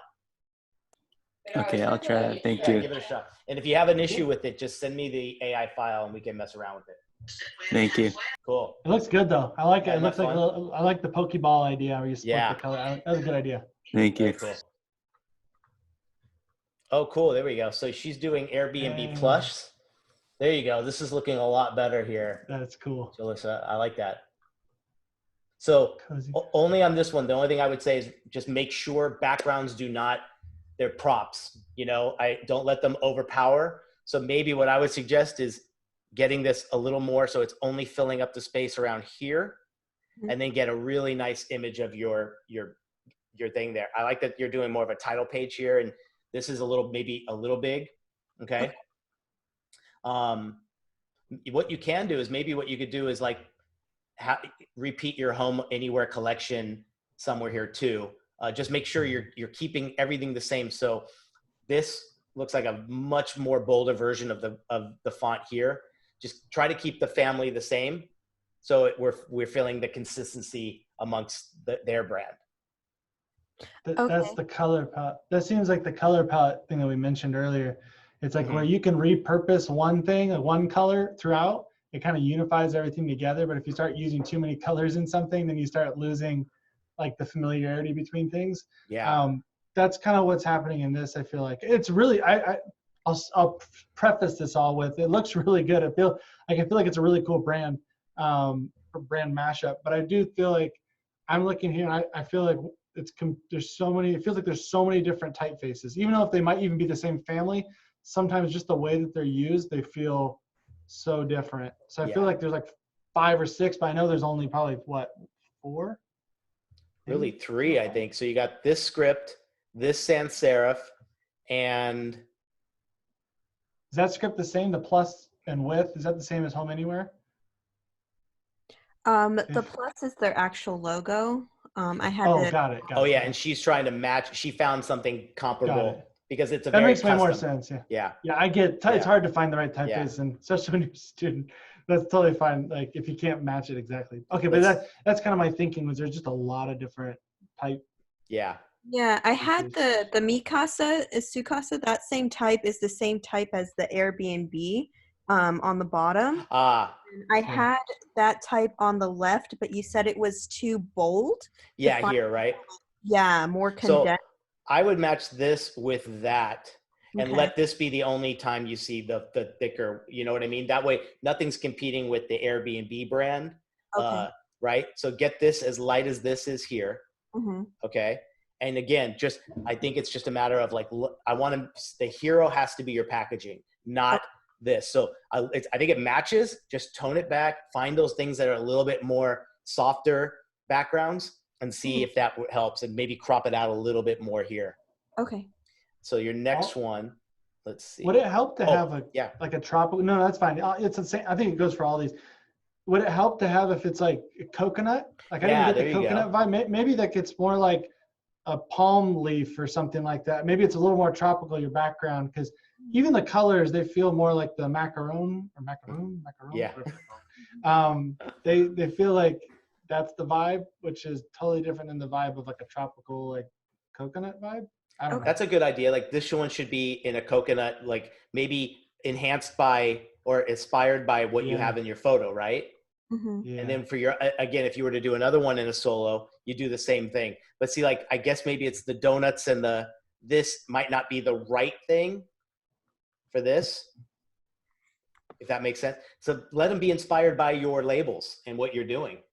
Okay. Right? I was trying to find stuff that felt like homey, like flowers and coffee and donuts. I see what you're saying. Yeah. But this kind of feels like I'm going somewhere and I would get this. Like at a cafe and they would give you your donut, your coffee, and they have like flowers on the table. Maybe your house is way classier than my house. But this feels like it feels like I would still be going out somewhere. This feels like it fits with the Airbnb brand where it's like I'm going somewhere. Yeah. So that's what the Plus is. The Plus is houses that cater to a special experience. So in their little video that they have as their banner, it shows people setting out bottles of wine and certain elements that you wouldn't get at a normal Airbnb. Like they make it more of a experience, I guess, for the Plus. That makes more sense in context. Yeah. Then maybe it's all in the arrangements. Like one should be like, let's say you have your collection with all three, like this page here.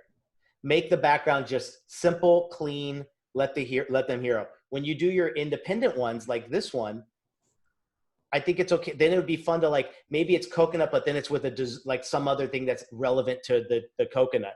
You see what I mean? Pineapple or something too. Yeah, and that could be those extra things that you said the Plus is all about, you know? But mostly don't let them overpower the product that you're highlighting. Okay. Okay. And then we got one more here. Oh, also on this one, I think it looks like, be careful. I love that you tried doing the laying down part. Yeah. But what happens is it kind of, there's a baseline, and I think in dimension, your models might have gone sunk below. And what happens is it looks like these are cut in half and then placed on the wood. Do you see what I mean? Dimension was so hard to navigate the camera. I like had to exit and go back in to reset it because I didn't also know how to reset the whole thing over. Yeah. It was so hard. Yeah. If you get a chance, either send me a link or put it in your Dropbox or email it to me, and I'll help you try to figure it out. Great. Okay. Yeah. It's really fun, really cool. Let's see the last one here. Oh, again, totally in the right zone, but wow, I don't see your products at all. Tone that back. Find an image where, did you look at Unsplash at all? No. Look at Unsplash. Because you can find, they're just so tasteful. And sometimes I think people are particularly taking pictures that have a lot of empty space for you to add something, you know? So you can go on unsplash.com and it's all royalty free, which is cool. You guys don't have to worry about with the student thing, but find like, cottage or wood table, search for those and you'll find with plenty of space to add your stuff. And there's still just a nice little touch in the picture to add. Great. Because it's really, you picked a good one, but it's like, make sure again, they are the star. Okay. The color thing, I feel like too, the reason why this feels like, well, one, because it's in focus, like these flowers are right in focus in the front, they're huge. Yeah. They're really colorful and things like that, which again, your green and your yellow might look really bright and vibrant by themselves, but when you put them in context with these super saturated colors, it makes your stuff look dull. And and it's probably not that dull, you know? So I would try and like you were saying, like you have the background a little more subtle, or have that be like the focus off of it so that you can really see, your colors. You don't want them to distract. Yeah. But the brand itself, you did a really good job on. I like the layout. Yep. Very cool. Awesome. Yeah, you're here at a good time, Brad. The color thing is like what really is the thing that these could really really use, which is awesome. Cool. Let's see here. Whoa, those are giant bottles. Yes, this is my favorite one. It's camping, it's outdoors. Oh man, the actual design on the thing is awesome. I think you did a great job. Like, there's a lot of good things happening there. I just Thank you. feel like I'd be terrified to see one in real life. Like, no. Yeah, I wanted to put them small, but then I didn't think they were gonna be visible, I guess. Yeah. Put them on a rock in the foreground and have this be blurred. Oh my in the God, background. perfect. There you go, right? So getting in, finding like a rock thing here. Or a stump. Yeah, or stump, that'd be perfect, right? Yeah. Because also too, I think what happens is, I don't know, was this rendered on the low one? It was a medium, but Okay. I think it's also like the lighting, because I kind of figured that out on some other ones that I put. Oh, let's see the other ones. Okay, cool. Let's see. Yeah, again, it's like it gets a little flat when you do that. But I think it's like, again, less is more. I don't know if like the dirt, what do you think about the dirt background? Like, I know you're trying to say clean and stuff, but like yours has you have so many options to go with, like road trips, the camping I love, you know. Let me see what your third one is. Yeah, and then she's doing a whole other one, Brad, that's the kid one, which I think you would dig. This is all more kids friendly. I like that. You know? Yeah. For sure. Yeah, because you definitely got the little characters in there. Yeah. I remember those guys. For here, I would just say make sure you got a lot of line spacing here. Okay. And, like tuck it in a bit? Well, yeah, like bring safety up basically. So you're saying fuel your safety, protect your skin, unbeatable cleaning. Okay, cool. So yeah, just watch that kind of, because it feels like they're floating as two lines where you want it to be a sentence, right? Okay. Go ahead. Oh, sorry. The bubbles too. Those are cool. But they feel like when you repeat the same ones over and over again, like individual bubbles are fine, but like if you have them in bunched up like that, they kind of feel like you're just stamping like clip art in there, and it may be something you made cut like by your like custom. You could turn them. Cool. But yeah, even you try turning them, like I would say like separate some of those bubbles and let them live on their own. They're all like too bunched and perfect. It doesn't look very random, unless if it was this perfect, I'd want to see it as like a full pattern, but I don't think that's what this warrants. So I think if you're not going to do that, make it feel a little bit more random. Take some of those bubbles out and let them live on their own. Yeah. That's a tough one, trying to get things to be placed random. We've talked about that before. It's like the hardest thing for a designer. You cut them out and just throw them on top of your design. You see what happens. I think William mentioned here that maybe it might make sense to make your cap here the same color here. The blue. Okay. And I know it might be the lighting, but this looks really heavy compared to the yellow here. So just, were you sampling the same color? I think so. Okay. I'll double check on that, but. Okay. What do you guys think of this circle here? Maybe you use the red from the chevron and reverse out the info in white. Because I think the white over white, you lose on both of these. Do you see it?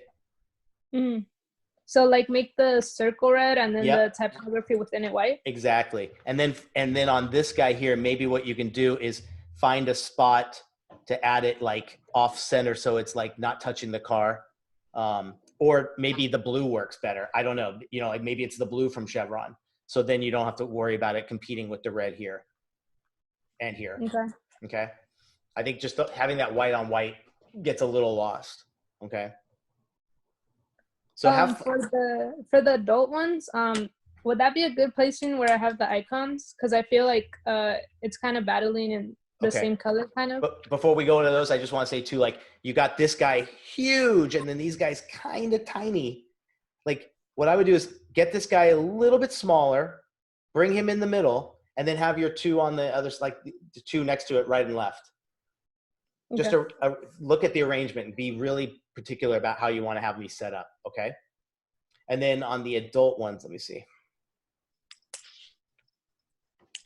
What was your question here? The icons. I feel like, because the icons overall are blue, but I feel because it's like kind of blue on blue, it's kind of not very high contrast. So I was struggling. Could do. I mean, just white. If you're trying to keep it, if you're trying to keep it just without introducing new colors, just reverse it out. So make them white, so it'd be a white ring, and then all the details inside would just be white, and it reverses out from the blue stripe. Is that what you were thinking, Brad? Yeah, basically, that circle would be the white, and you put all the colors and stuff that on top of it, your blues. Yep. That makes sense? Yeah. Okay. The 89, like the numbers on there, I feel like they're just, I don't know. I like the idea that they're really big, but they feel like a little cramped in the space. So either sometimes when things are that big, and you can correct me, Nick, I either like to have them go too far over the line, like they kind of like feel like they're either they're cross the line or don't. Or cross the line or don't. You're kind of in this like middle ground where it's like, oh, is it squished? Is it, it feels a little squished. Whereas if you even like bled it out where you have part of the number like just cut off into that white space, it might look really cool and it's still legible as long as you can read those numbers. Yeah, so it's okay. Like he's saying, you can probably break the ribbon a little bit, which would be all right because it's white on white, right? It would just break. But I don't know if it's a dimension thing, but it looks like your 9's getting like it has a cut here and a cut here. Do you see that? Yeah, it's kind of doing it on like if you look at accelerating conditioner, it kind of cuts it in a way in the bottom. Are these separate? Are they separate by themselves in dimension? Yeah, they're all separate, but I feel like maximizing shampoo looks better than accelerating conditioner in terms of like pixelation. Got it. And then it kind of, I don't know. Weird. And it's all from Illustrator, dragging into libraries and then dragging into dimension? Yeah. That's really weird. Because also too, I was noticing too, just make sure this is centered the same way these two are. Okay. So get that. If you're having that issue, I wonder, your resolution looks okay. I think we're having that same issue we had with Anthony's where it was like, for some reason, everything was really tough to get in there. Let's see. Somebody said maybe it's the focus point? I don't know enough about dimension. I've used it, but I'm not. It could brag be. About my skills. Again, too, like send me your file if for any reason we can figure it out. Okay. What do you guys think of the black cap? Maybe someone might have mentioned it, but it feels a little out of place. Maybe do it in red. So I know it would be the same as that, but being that it's close to the blue stripe, it might be a nice variety to keep that red. Okay. Like this. And if they were making them, they probably want to keep them in similar colors. True. Limit the amount of colors they're going to make the actual bottle. Yeah. And then on this one, definitely have fun with it. Like figure something out because I think the vibe of this is really, really cool. But again, the tent is the first thing I see. I want to make sure your products are 100% the hero. Everything else is just a prop and an atmosphere. Okay. Cool. But it's such a cool idea. I like the idea. Okay. That's my favorite one. Yeah. Cool. All right. Thank you. Yeah. All right, Luis. Cool. Got some good backgrounds. That's quite vibrant. So he's doing a whole series on Jeep based on the different Jeep models and stuff. Oh, that's a cool idea. Are you with us, man? Yeah. Oh, cool. Okay. So I'll run through these really quick and see. So you got that one. That one. That one. I think overall, like okay, there I'm feeling, I think without the lighting issue here that's there. It's low render.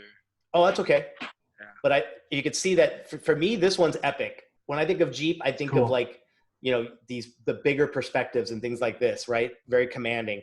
And I think this one has a good feel. It doesn't feel like the background's competing too much with your bottles, but maybe the individual ones are where we get a little bit like, that's way too dark. Like, and then I think what's happening too is, did you match your lighting to your background? It was supposed to, but I don't know what happened. Yeah, because on my computer it comes out normal, but I probably have to go back into dimensions. Okay. Just make sure, like this looks. Look at the wood grain in there. That's really killer. It'd be the most expensive bottle topper ever made, but I'm down with it. I think just do you see that? How I want to make sure your bottle is the hero, obviously, right? So either finding another thing that's similar.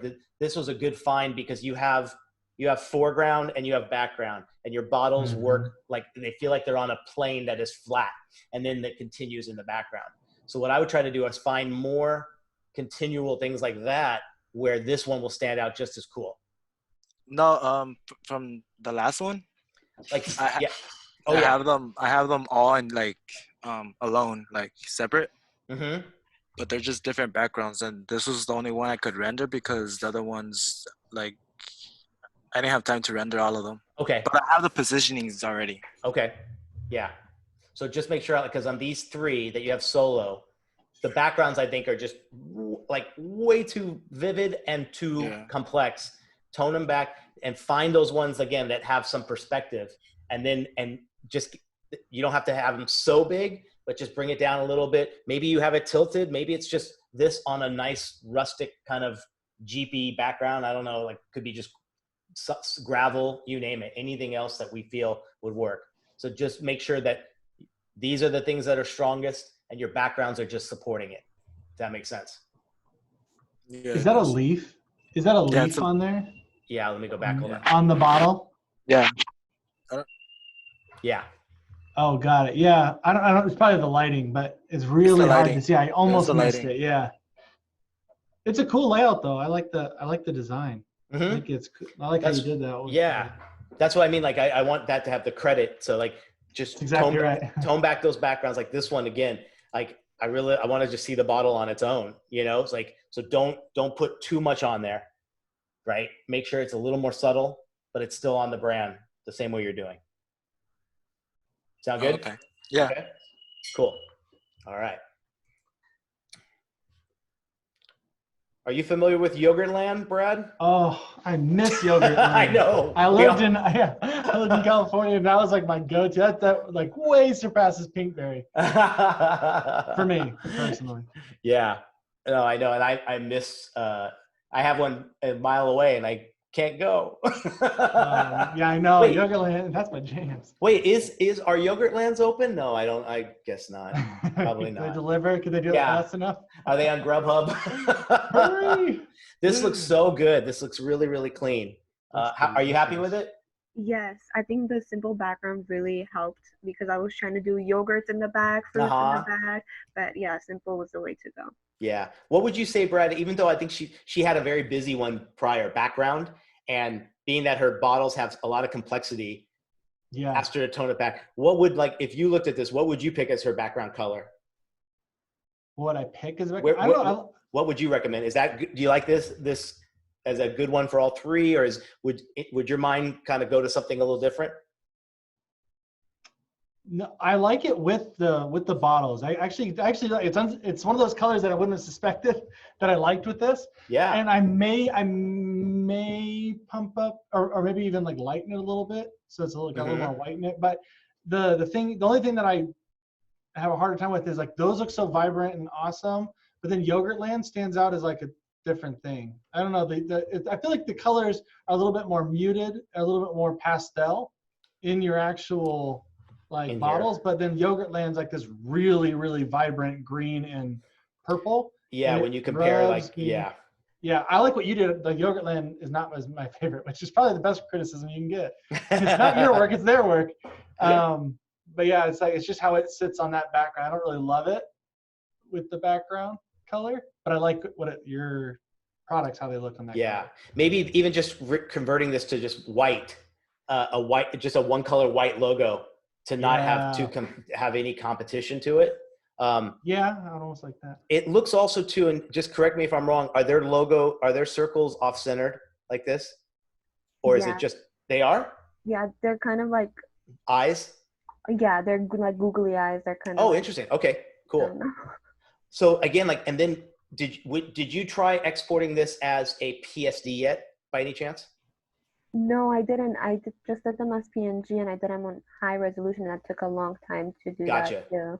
What I would suggest is, since I think you've got it nailed, just try the PSD, because what it will do is your three bottles will be on its own layer, and then you can because I think it just needs a little contrast and a little something to kind of give them a little oomph, and then you can even add a little bit more of a drop shadow behind them to separate from the background. It'll give you some control. And if it takes all night, do it. You can even try to take out some of that red in the background color. Yes. I was just looking. Sorry, I just got back to that. If you took out a little bit of the red in that color and made it more of a tan color, work more towards tan. I wonder if that would solve all your problems. Okay. Yeah. There you go. Not bad. Is the underline intentional on unlimited? Yeah, it was unlimited line. Remember, it was their unlimited line of their toppings because it's an unlimited line of toppings. But the line that's underneath unlimited, Yeah, because I wrote unlimited line together, and then it was at the top, and I think it was the second time we were reviewing this, and I mentioned that Narek told me it would be a cool idea if I did unlimited and then line as in oh, okay. Because I know we took it off from here when you had it up there. Yeah. But I think at this size, I would just for printing's sake, I would take the line out. It feels like it's underlined it says, when you're on an email and it underlines something like it's a spelling error. Got it. It's I just don't want it's that. just way too small, and I just think you're better without it for sure. But this looks really, really good. Have you tried any other arrangements or anything? Are you working on Yes, stuff? it's actually a PDF, so I did flip Oh, through. there we. Oh, sorry. I Scroll can just. down. There we go. Oh, the rest of them. Uh-oh. It looks super fun. I like that. More to I come. like the idea a lot. Oh, there you go. Yeah, again, like if it's more of a yellow background than a reddish yellow, right? Yeah. That looks great. Looks really fun. And I think I pushed the bottle down too much because I can see the Let's see which one. This one? the one on the right, the left bottle. Like already can see the thing. But you know what's like what Brad was saying before, if you want to mess around with this and put another one in the back. Oh, I see. Is this where it was messing up? No, the inside of it. You see the inside of the little squeeze bottle? The background actually went through because I think I pushed it down too much. Oh, I see. Okay. Yeah. But it's I like think in clay. Yeah, exactly. It's been pushed in. It's been pushed in. But this could be one. Don't forget, you can always just duplicate and make another pump bottle way in the back, or another one of the primers way in the back, and do something more with depth, like Brad was saying to the one of the other comments. Okay. This could be because this looks awfully big for this one. So maybe just be a little bit, bring that down, and then have some fun with scale and mess around with it. Okay. And primer matcha. I think primer matcha, that's too big. It feels like it's borderline, like running off the bottom of the bottle. Like you did a great job with these other ones, like moisturizer berry, face mask mango. They feel like they're big, but they fit within it. This one feels like it doesn't fit. The label's too big for the bottle. So maybe shrink that primer matcha. There you go. Because it's rolling right into the neck here a little bit. Yeah. I see what you're saying. So yeah, that's a good call. Got it. Fun. And I like these kind of things are fun too. It looks really, really cool. Oh yeah, I don't know about this third one. I was trying to get a really close up one where you can see the details, but I didn't know how to place that.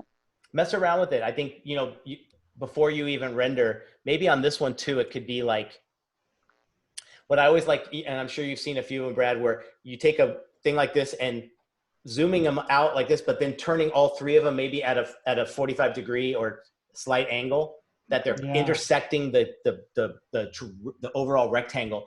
At least it will break that monotony, and it looks a little more dynamic, Yeah. Is there any way, I don't know if you can do this, but if it might be too much work for this, or if it's too hard to find, but if you found like candy or fruit or something like that you can have, like if they're sitting on a table, you had like the fruit or candy around them, would be kind of sweet looking. But I understand that's difficult. Yeah.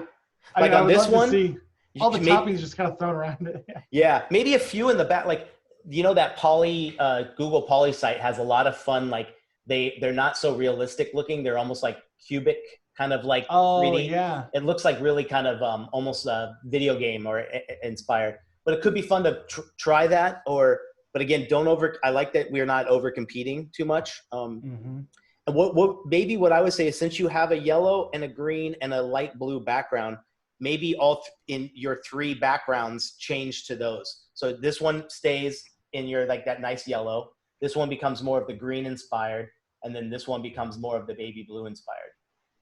Got it. Right. So another way of making some dynamic changes throughout all three. Okay. I like. Cool. Really fun. Really fun. Yeah, you did a great job. Cool. All right. Okay. Let's see. Nice. Yeah, so we got a little Mustang action here. Did you make any changes? Oh yeah, so okay. Well, for this one I didn't make any much change. Okay. But then I come up with another there you go. Yeah. Yes. I don't even know what to look at first. I know. Things in here. I would say to me, ice? Is that like, what is that? Like is that ice blocks? Yeah. Well, I have no idea. Like in the middle. It has it in the dimension. It looks like blocks of ice in the middle, like where the hair wax and sunscreen. Oh no, that's supposed to be I put the metal texture. Oh, here, right? Oh, crazy! It looks like water. Yeah. Actually, now you're saying it looks like ice. Yeah. That's cool too. I would say, like, to me, like this one there's something about that unfocused here and this natural light coming in on here. Like you can almost crop this. This could be your image right here, right? Like so all this is like wasted.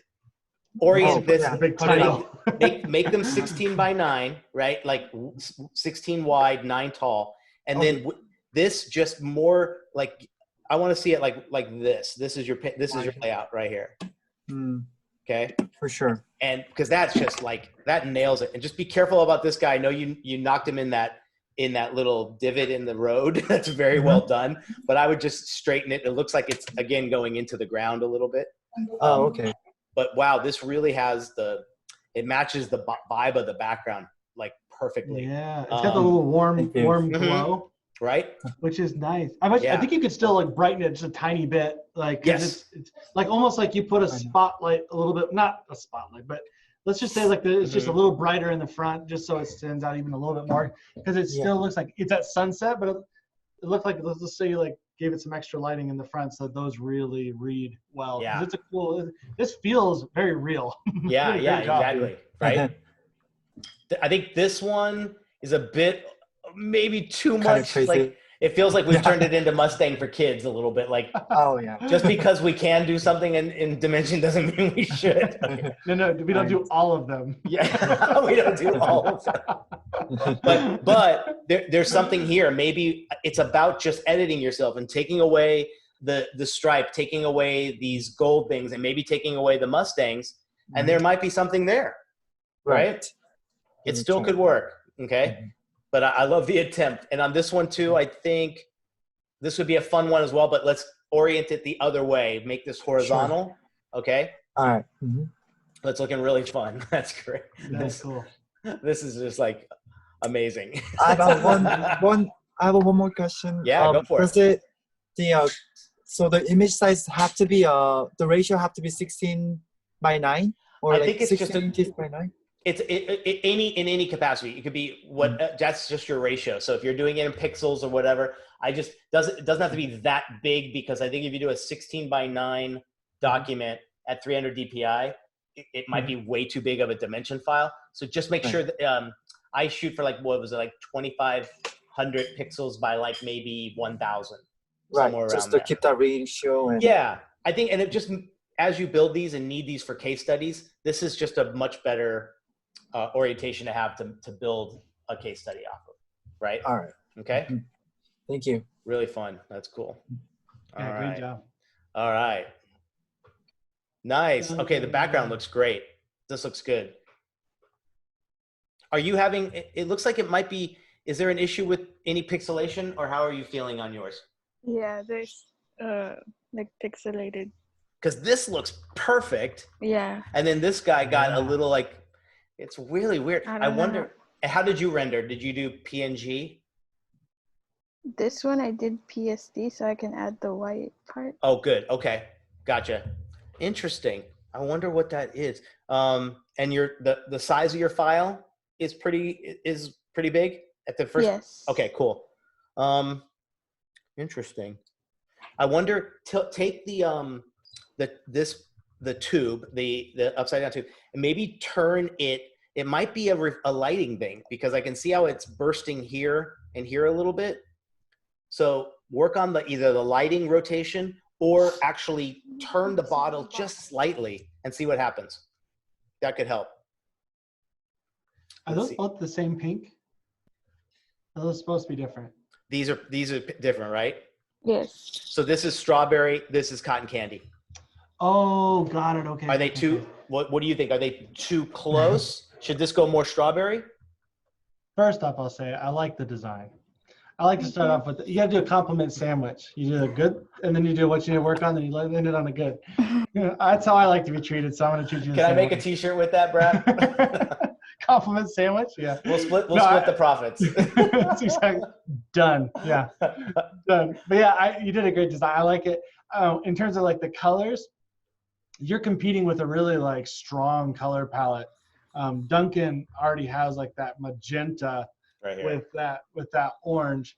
I find it I think it's gonna be really hard to like match or try to find something to work in that palette. But I think it needs a little bit more work with the colors, because those pinks, they're already kind of competing with the middle one. I think works, but the other one's got some, like the strawberry one, I don't know if that really works with that orange palette at all. What if it was like I know there's so many colors that can represent strawberry better, but what if it was like similar to what you were saying earlier, Brad? If she bases it off of this, but maybe lightens it and then pumps up the magenta to Totally, yeah.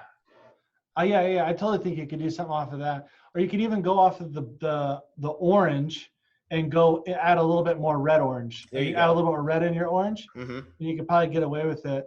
I think that I don't have an exact solution. I'd have to really play with it. You've chosen a really hard combination because the orange and the magenta are just so strong, and that I don't know, like the industry of or whatever, that market with the beauty lines and stuff like that.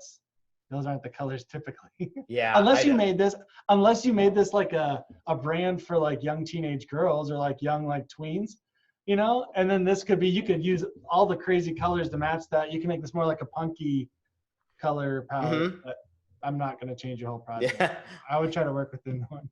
And on this third one, since she's chosen vanilla bean to be like the flavor, you know, I like that it's in that zone, but is it maybe just, it could be the lighting on it that's making this hard to read the contrast, because your white has turned very, you know, it's got a tone in it here. Yeah. So it could be just the lighting that's making this hard to read the difference. Oh, can I give you, can you change the flavor, or you're set on the flavors? Oh no, that's totally. I can change the flavor. That's the way to do it. Yeah. Change the flavor to match the color. Find the colors that work. So do a chocolate. And then you do a brown. A brown would be awesome in this. Mm-hmm. You already know it works because they do coffee. Yeah. And so do a brown, like instead of a vanilla bean, and that would be like, that's an easy solution. Yeah. Just rename it, and then maybe you can even, I mean, even the cotton candy, you could switch that to the magenta almost, and then you can add another color. I don't know. I'm trying to make your life easier. Yeah. I would change the name of the flavors or the. That's a great idea. Because they're not, that's the easy way around it. If you were forced into doing this, it'd be like trial and error. But you don't have the brief, so don't. Yeah. You're not pigeonholed. Do the lazy man's look. Yeah. That makes sense. Let's see what she got. Some other ones here. So let's see. Oh yeah, that perspective is awesome. Again, the colors will make this sing like your changes. But I love this perspective. I love this like glassy reflection on the bottom. Isn't that cool? Mm-hmm. That looks really, really good.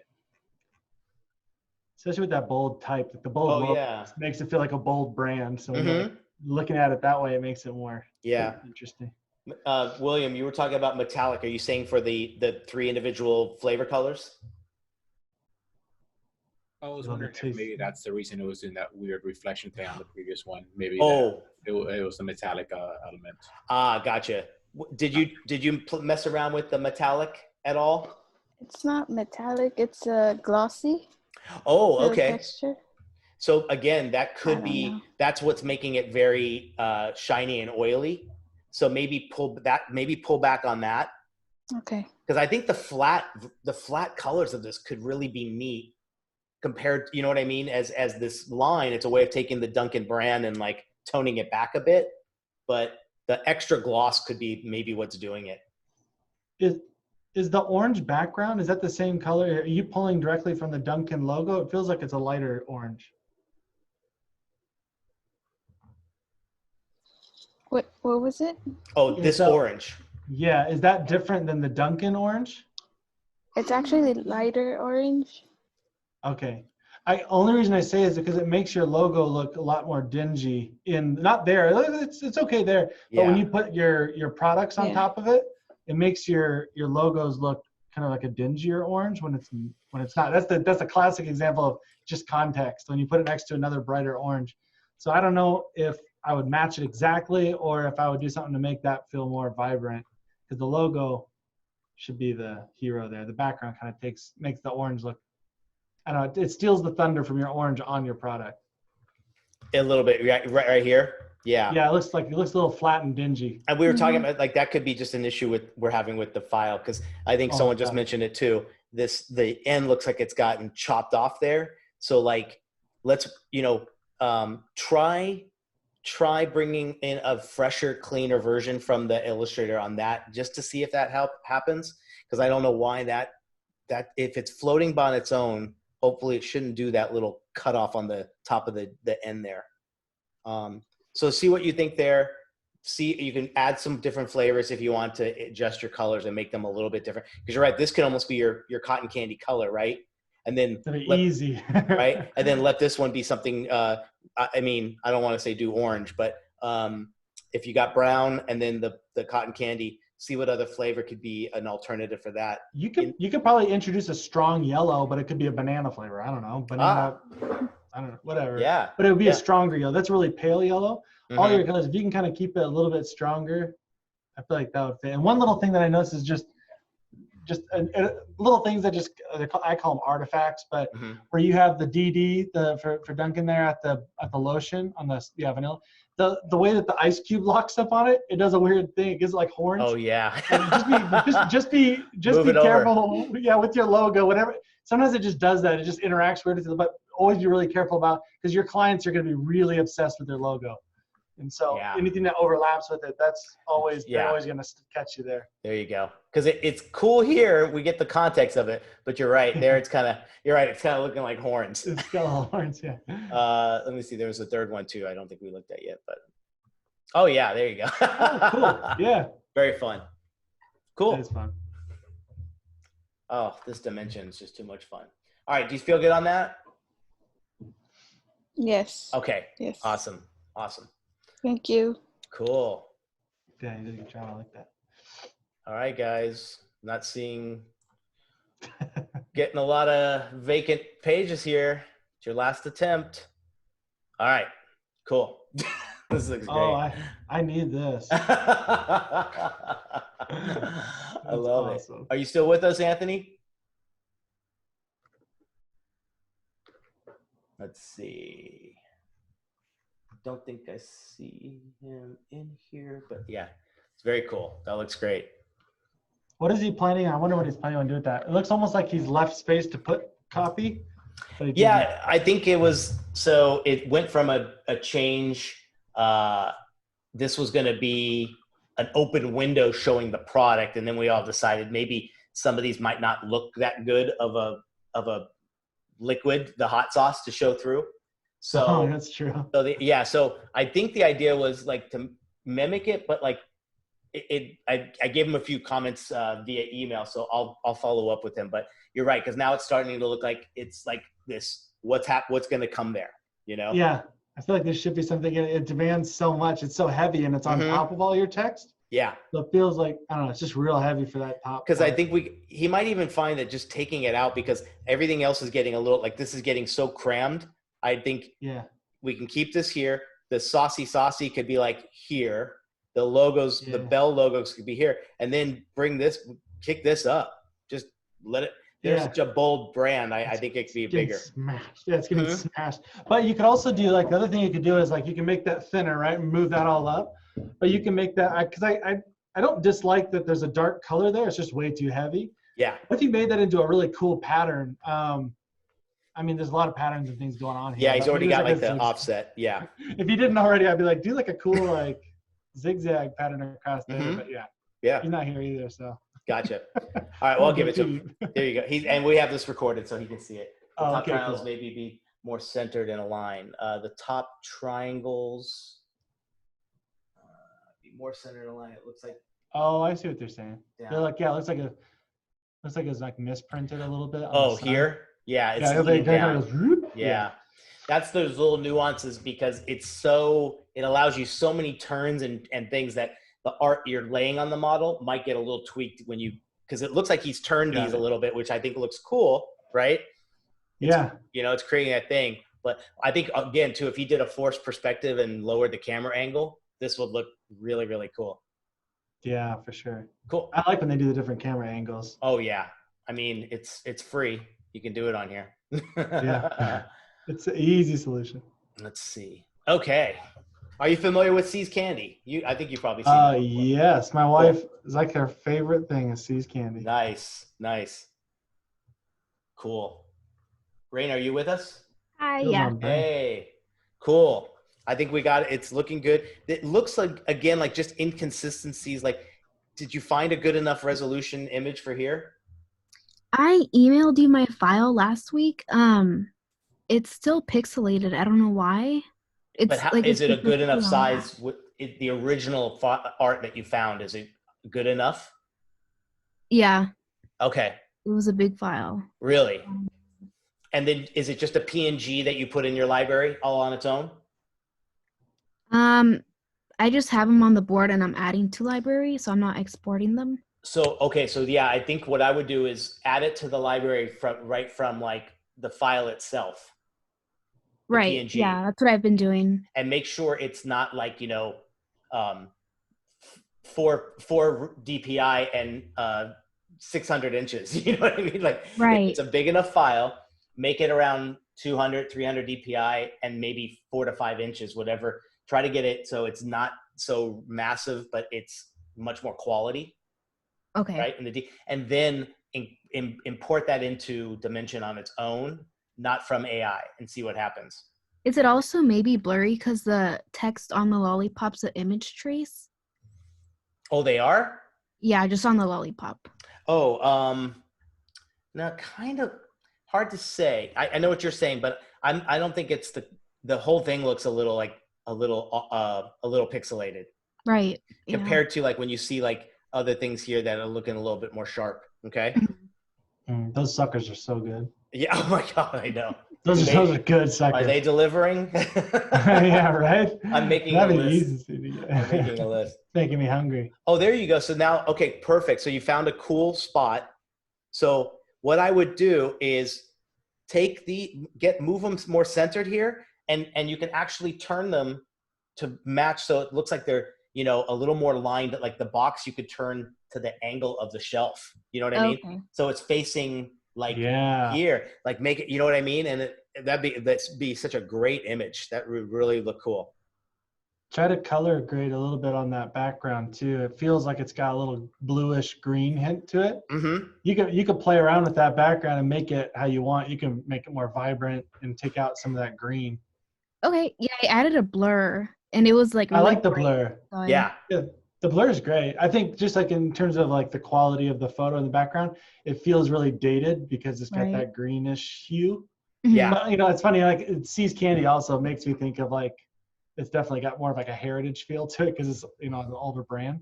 Yeah. But yeah. The only thing too, I noticed like I really like that's the one thing I was gonna say. It does feel like the brand. I like that you did that. It does feel very on brand. Mm-hmm. That's clean. That looks really feels good. much just more you got a bit of a sunburst here, but very cool. Go ahead, Brad. Yeah. Oh no, what I was just thinking in the design itself though, I'm kind of noticing like when my eye goes, let's for example the Bordeaux one. Mm-hmm. See's Candy, Confection Collection, Bordeaux, that little thing. Everything kind of stacks on top of each other, and they look exactly the same. Like they all seem just as important as the other. They're all pretty much the same. They're all pretty much the same size in terms of hierarchy. So I would play around with some scale. Like, what do you want to be more important? I would almost blow up Bordeaux and that, the candy maybe even to make it a little bit bigger. And maybe even the Bordeaux goes over the candy a little bit. The little I don't know, whatever you want to do. I would kind of play with either some layering or just size, different scales, because I don't know. The See's Candies and then the Candy Confection, those two logos, they fight. To my eyes, they fight for attention. I don't know which one's more important. I almost wouldn't even know which one's the actual. If I didn't know See's, I'd be like, which one's the brand? Because they both kind of take just as much attention. Right. Would it be okay to like maybe minimize the logo since it's so round? It takes up like a funky space. I wonder if, I think to what you were saying, what if maybe it's separating these a little bit and getting the See's Candy logo somewhere else. I don't know. Could it go? What if you put it on top of the checkerboard? Like, had it kind of go? Yeah.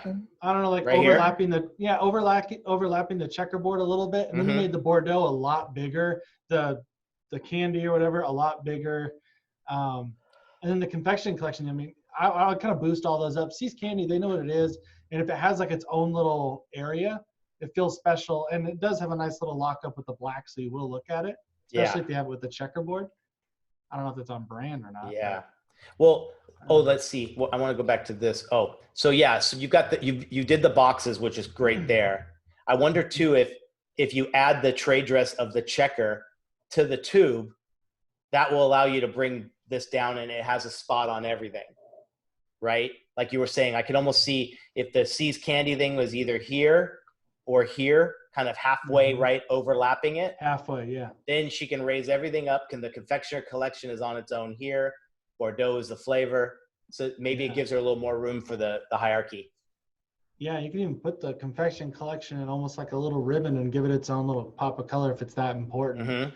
If it's not, then that I think at least just separating them would be the most important thing right now.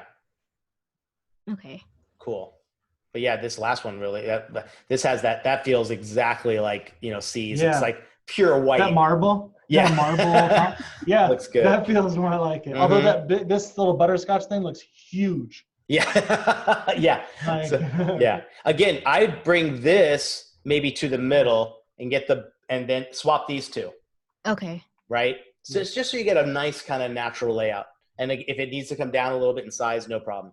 And then turn it straight so then you won't get that funky reflection thing going on in there. Right. Okay. Cool. Thank you. Yeah. All right. Feels delicious. Getting hungry, man. I am hungry now. All right. I know a few of you guys emailed, so I will go there, but let's take a look what else we got here. Okay. There we go. Oh, good old Baskin Robbins. Yep. Looks really clean. Looks really good. Let's see. That does. Oh, man. Okay. Oh, that's... So why'd you choose like an office for it? I'm curious. I just like the white tables. That's the only reason. Yes. Honesty, that's my favorite. Yep. I love that we're seeing all the connections on the USB. It's like a sticker on the side of the... This is a true fan of 31 flavors right here. That's exactly right. Again, I think it's kind of tipping forward. I think you got a good vibe with it, but like again, it's like I feel they're secondary. Like just let them be more of the star a little bit here. And I don't think we technically need this. Like again, this is a cool idea. I think it'd be smart if it was bathroom tile in the background or something, just to be like somewhat of like that's where we're using it. I get that. This arrangement looks cool. I like seeing it on white because we're seeing it fully color here, and I like that. Like this looks just so good. I love that off white feels like the looks really really good. Here, just find this could be like maybe just a simple whitewashed wood table or something, and that might be enough. With a nice little accent something. But like let these be focal. You got all this space. You see what I mean? Yeah. Less is more. The less is more. Right. And I think the bottles look like they're slightly kind of like tilted to me. Just make sure that you kind of get them a little bit back. But so far, so good. It's like really fun. Michael Jackson lean. It's a little smooth criminal. Oh, that's not followed up. That's good. That's a good one. I like that color behind it too. Yeah. Yeah, I would maybe add a hint more green or something to it. The green on the body lotion is the only thing I see in this. That's the only thing I would say with your colors. I would maybe rethink maybe you need to incorporate more blue in that green, and it would set back with everything else, the whole family. Yeah. That looks a lot better though. Maybe I'd slide it a little bit to the right, just so you got all this extra space, but this little trade dress looks really nice here. I like that. Very cool. Ah, there you go with the old bag. I love it. Let's see. Oh, you got I love this. This is great. What do you guys think? I'm just curious. I mean, this bag is a great model. I've used it. I'm guilty of it too. What do you think for maybe turning the gloss off of it to make it look more like fabric? Could be a little bit of right? Because I think this would be more, rather than vinyl, it would be probably a little bit more on the cloth side or something. That could work. I mean, I tried the paper bag, but I didn't like the way it came out. So. Okay. Do the box. Do maybe the tall box, or that they have that cylinder box that's like a tube. that could be what the something comes in. That'd be a nice little thing to add as a fourth piece. Right. You know, but again, like this so tiny, like, and then like I like the choice here, but like if you can find stuff that maybe doesn't have as many props, and then you can take your images and get them to fill this space nicely, a little bit bigger. Yeah, I mean, I'm using Unsplash too, but it's kind of hard to find like I know. images. It's a curse, but it's our job. This is exactly what the client wants. This is cool. Yeah. Yeah. I think this is great too. Like, again, I feels like they're actual life-size products in front of a Baskin Robbins. So like, might not be the best, but I do like that you're doing you're building your case study here, which is nice. So maybe for these two, if you want to, just so I really appreciate you're doing a lot of slides. Maybe for this one, just design the back for the tube and show me the back side of it, and maybe have some fun, like, you know, little infographics about the product or something. That might be a fun way to have an additional slide, and you're showing us something new. All right. Okay. Could the ice cream, if you do put ice cream in there, which I don't think you need, but if you did put ice cream in there, could it be based off, like, could your lotions and hand soaps be based off of flavors of ice cream? That would make way more sense if the ice cream was out there, like that flavor. I don't know. I think that then it would make sense with the ice cream. Otherwise, I don't know if you need the ice cream. But I'm gonna defer to Nick. I agree. I think it'd be neat to show a hint of it somewhere coming in, like if it's like coming in from the side, and maybe there is let's say it's topped with a mango, or it's an orange colored, then makes a little sense. I don't want you to have to like scour the planet for, you know, green tea, Baskin Robbins, you know, Jesus, Brad, it's the real life. Get mint chocolate chip is all you need. That's green tea. You got green on there. Perfect. Use the mint color is probably a better color anyways for your for your green. Yeah. You just steal mint chocolate chip. They have a little sprig of mint on one of them. It looks like green tea. I cut corners too much. We all do. All right. So do you feel comfortable there? Do you got? Yes.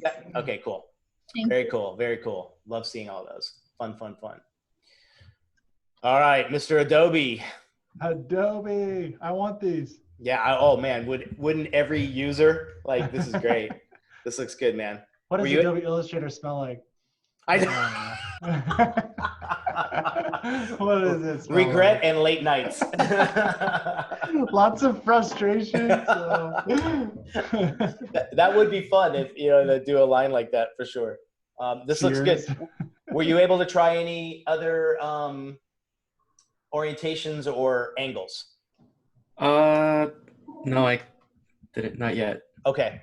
So again, like, I think this, and you helped me on this, Brad, but the color in the background feels a little like blushy. Like, I don't know, what would you suggest? Too much red. There's too much red in it, especially since your colors of your products are so vibrant that I think there needs to be, I don't know, it feels like you're forcing it to feel more like it's in that product line. Whereas maybe I would say just try to match the energy of the brand. And that's not the energy of the brand. So I would change that color to something. I mean, like immediately it's like, with this, you almost think it's more white. Like with all the colors you have, it'd be more white, but then you just have to be really mindful of how plain it might look. But maybe what if it was like white. What if it was like a cool, something in a gray or something like modern or just slightly techie? I don't want to like say bring in circuit boards, but you know, like I think a slight pattern. Yeah, it's just something. But I think there's just to be, then a light gray could really go with obviously the red of the Adobe color. But I don't know, then your colors are just like super popped. Yeah. Okay. There's got to be digital. There's got to be like I don't know, like almost like a digital gradient. I don't know why I did my fingers like that.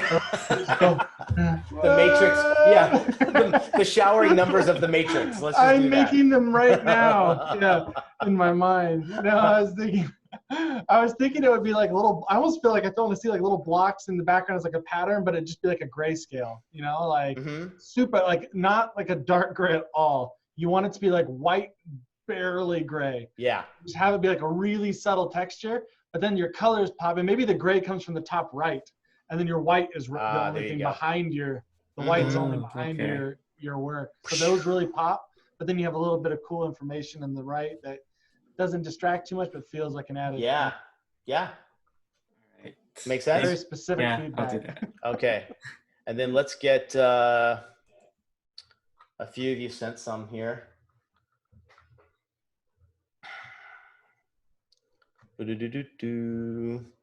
Uh-oh, it's student evaluation time.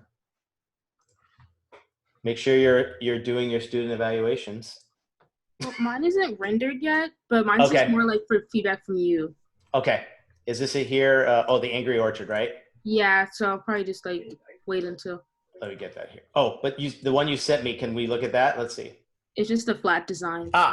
Ooh, much better. Yeah. Okay. Can you see it? I can't.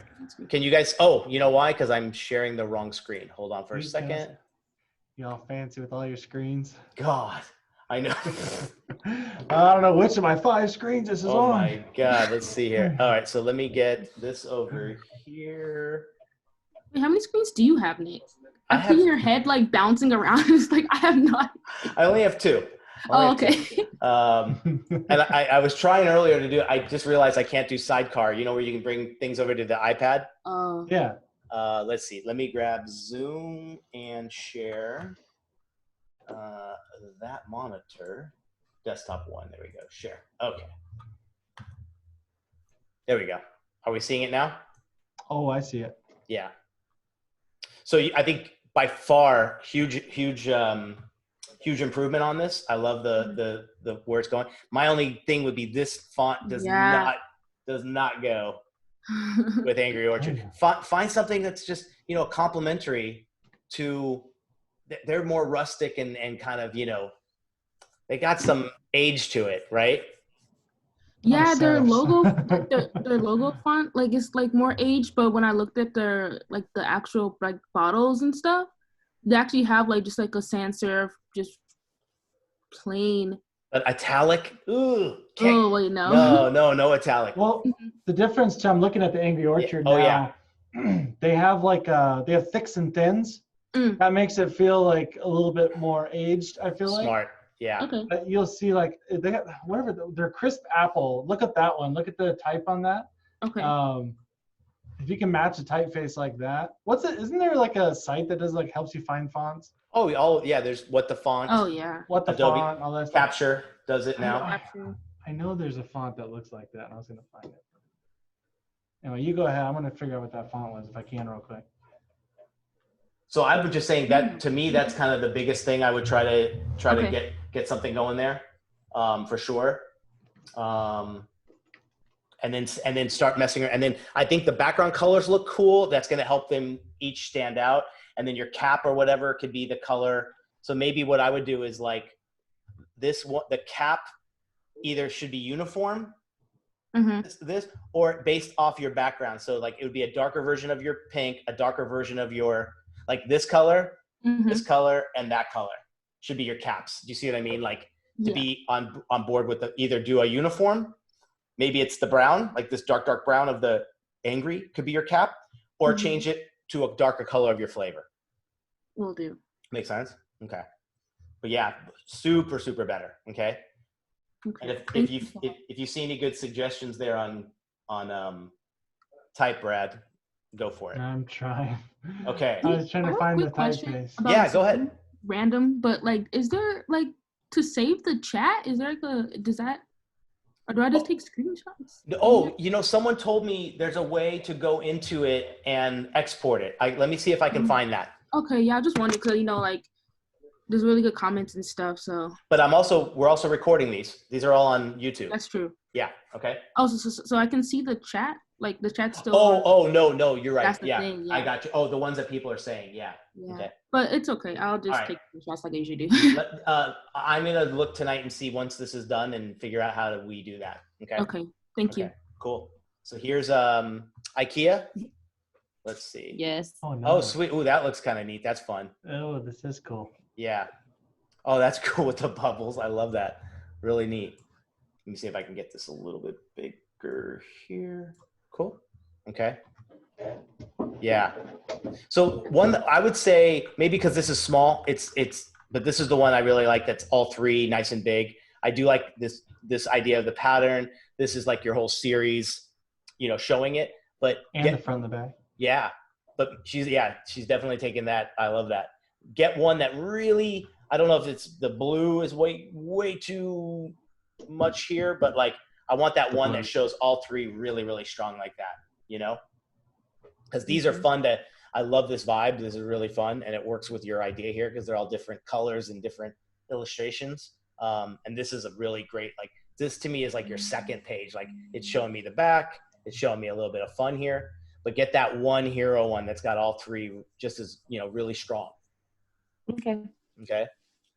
Yeah, it's the blue. It's the blue. Yeah. I'm stuck on the colors. After hearing that color palette lecture, I was like, oh shoot, I don't want to. But look at how look at how great like these just have these flow. Yeah. Maybe I'm not an expert, but like I would say like this could maybe be toned back just slightly a bit. The purple, and then this blue. Like I don't know what other replacement you would think, but like, man, it just getting that one that really has all three of them really nice and big, and showing them as the star will be fantastic.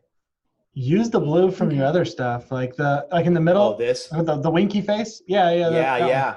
Use that blue because that's a totally different. Because it seems like you're not using blue as like a hero color at all until the end. Yeah. And then you're like using like the IKEA blue, which is like it's so hard. That color is so hard to use anyway. Yeah. So I would definitely use that other blue if you're going to go the blue route. Okay.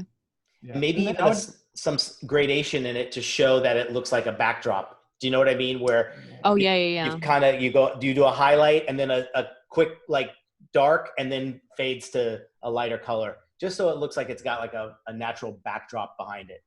Mm-hmm. But looking looking cool. That's you did a great job on that. Isn't that fun? Looks great. Yeah, I love that. And the slight little, like all those wood pieces you've put together from IKEA in the past, they're right there. There they are. It's that natural wood color too. Mm-hmm. Exactly. Yeah, make sure it looks very unfinished and it has nothing else. It's a do-it-yourself project. Cool. Oh, sweet. All right, cool. Are you with us, Christina? Yeah, I am. Hi. Oh, hey. There we are. Okay, cool. So this is cool. I think that's much stronger. Yeah, and maybe even like less props, but like getting those to be more the star. But I do like where this is going. Were these all 3D digitals models? Yeah, they are. Okay, cool. I guess it's like maybe just toning it back, again, you can stage these things as much as you want. You can put things more in the background and get the platforms and the bottles that you have a little more in the front, but just so it's not competing too much. Is there a color advice you'd give on this one, Brad, that would help? Well, they feel like they're living in two different worlds in terms of color too. I would say like the bottles, the job that you did on the design is really beautiful. Like they look very ornate and beautiful, and you did a good job on that. But I think they look like they're from they look like they're like some super fancy people like at a Motel 6. Yeah. You know what I mean? And like your design looks like it's way out of place. Like they are too fancy to be here. Like they get the wood is a little bit better up top. I would definitely run more with like the darker woods, but the whole scene is just really dark in this one. Yeah. But I don't know. I feel like they just feel very like big bright pops of color in the background don't really fit with the brand or the style that you've run with here. You've decided to go more of the ornate, beautiful line, and I feel like it just kind of deserves a nicer ornate space to be in. Does that make sense? Yeah, it does. I still have to go back to the drawing board because I have no idea how to do that. I think you incorporated some reds, like browns and reds. Those are kind of like, or even purples. That goes really well with green. Yeah. But those are like kind of like more fancier colors, like a deeper red, like almost not burgundy, but maroonish color. And then like your purples and stuff like that, and maybe incorporate some of the browns. That would make it feel a little richer. You mean for the top one, right? Like the wooden one? Or both. Or both. Yeah, like if they were like just your background colors in general, like I wouldn't do these bright pops of color. I would try to do maybe some more richer bases. Maybe the background's lighter. Like in this case, for example. Yeah. Let's say those were actual real flowers, but they were blurred back there a little bit. And they were like fancier, nicer looking flowers.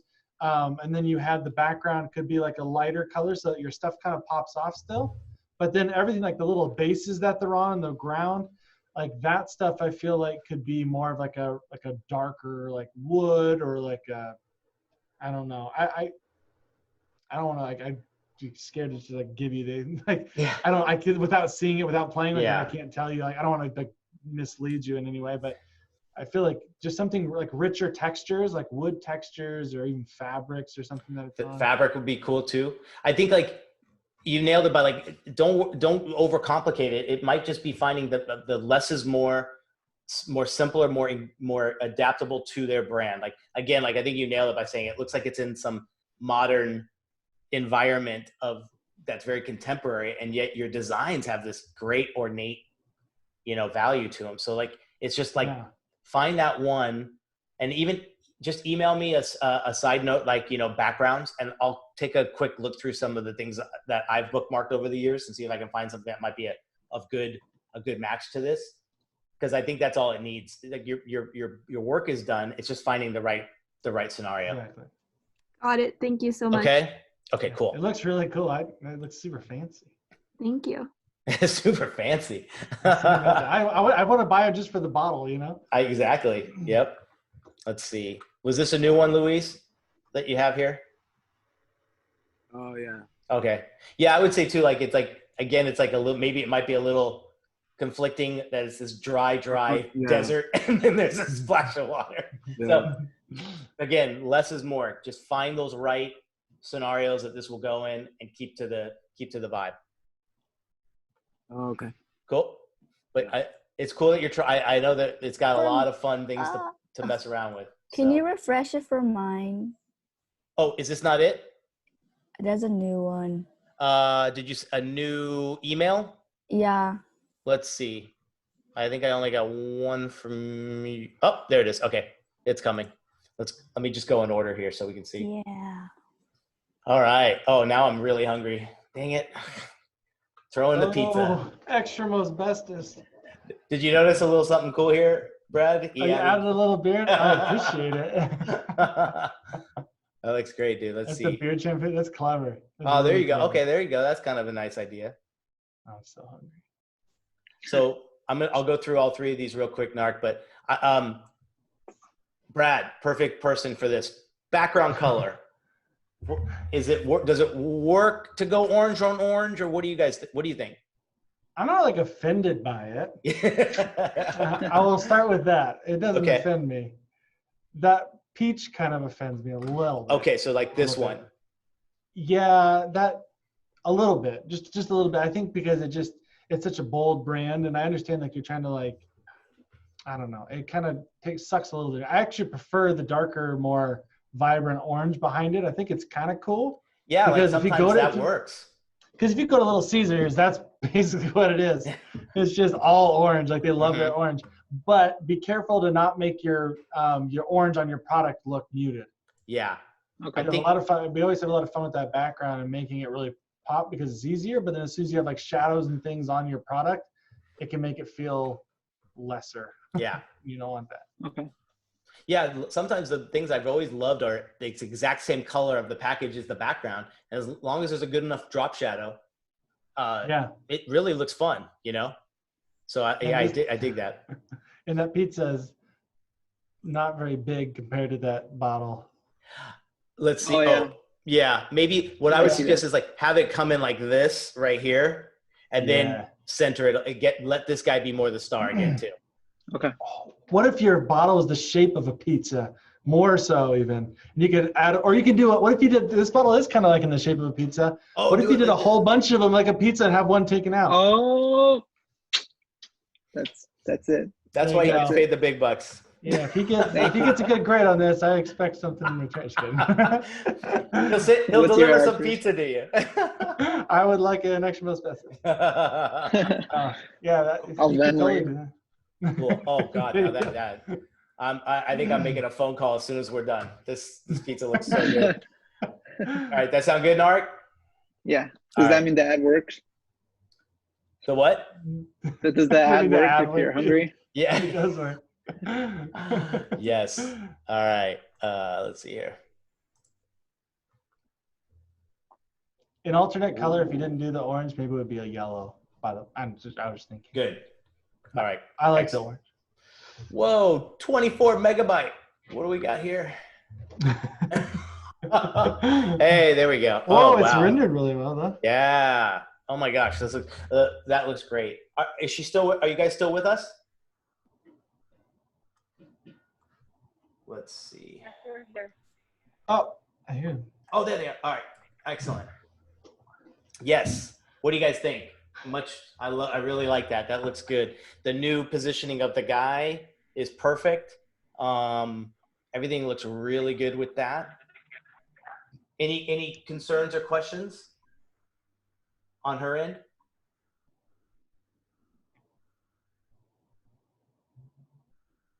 I forgot to add the S's, but I just realized that right now. But The S's? the ounces, 8 ounces. It's correct. And you know, she can almost do them here, right at this angle. That might be a good common spot to do it. I wouldn't mind seeing it there. Okay. That sound good? Someone had a comment. Peanut is cutting off too weird. Oh, yeah. So maybe just dropping this text down a little bit, just so the peanut's not cut out in that zone right there. I don't know why I did that. It's sometimes if it's too close to the model edge, it will like wrap. So if she brings it down, see how that works. Okay. And I think she had a second one. Let me see. Okay. Forgive me for the speed here. I'm gonna go get some hot and ready's. I'll be right back. Oh yeah. While this is loading. Yeah, I know. Let's see. There we go. I think it might be too much of an angle. Like I like the attempt. Maybe try to zoom a little bit different. And for this one, maybe remove the character and just let them be nice and big and filling the space a little bit more. I do like the different angle, but a little sharp right in this, because these are getting so close, and then you get this negative space here. Does that make sense? Can I make a comment? Yeah, go ahead, Brett. I love that you did the M&Ms like really big. The client would be so happy, and that's like the brand, because it feels really nice with the colors, and I love the color of the caps. Feels like peanut butter. Mm-hmm. Even the matte, it feels like peanut butter. I like that. Two things. Oh, sorry, I should have stayed on one. I didn't realize. Here we go. Sorry. I have no idea what I'm talking about.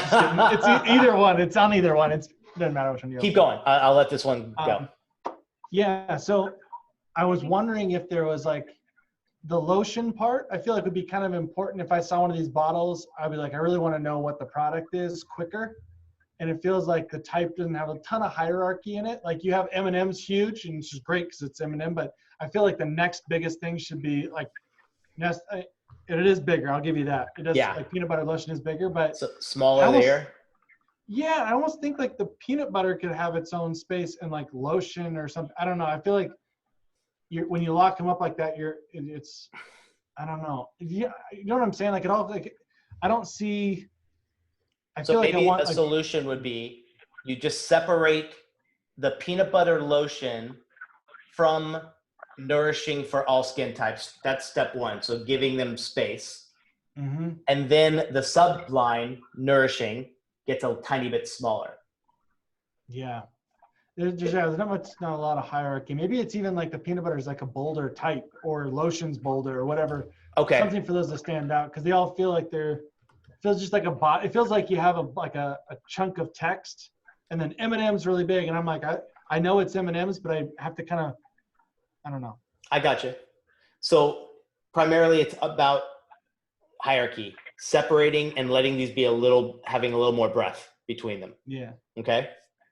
Probably have a little fun with the type too. Like a typeface, maybe something a little bit, I don't know, like thicker, more playful, to kind of fit the brand. And then like the other type's not bad. Like what is that? I'm not sure what that is. Is that like a rounded din or something? Yeah.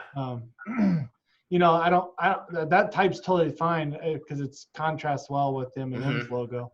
But yeah, I think you could have fun with either, if they're all peanut butter, then maybe just like the lotion or something like that, or peanut butter. I don't know, one of those. Something needs to pop out other than just M&Ms. Got it. Okay. So I think we gave enough there. It's like just really separating that, finding a good hierarchy. Maybe I think we were cool on the font because I think she explored some things prior. I like the font doesn't. Yeah. One note too, just when she does do the angle here, to make sure the wrap goes around the back here, it kind of stops short. Can the M&Ms be really big on there too? Like that one, I feel like the M&Ms the logo is real small on that. On this one. Packaging. Yeah. I think there's room to make it bigger. Maybe. And then drop this down a little bit, maybe. Okay. Yeah, maybe. Yeah, the top has a lot. I'm sorry, we're giving you a lot. I know.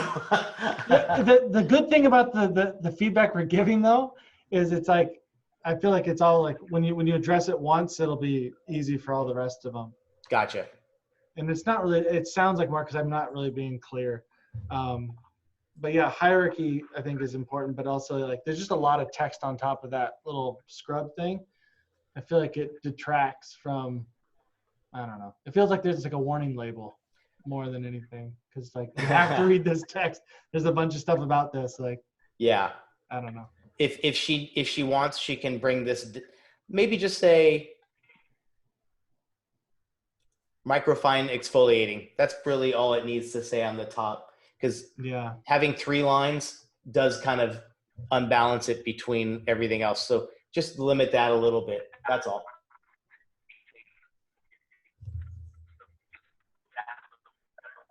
Is that clear? Or does she have any other questions? Feel free. Good? No, I got it. Good. Okay, perfect. That looks fun. I like it. Yeah. Okay. I think, did Jacob have to leave or are you still on here? I think he did have to pull out for something. Okay, cool.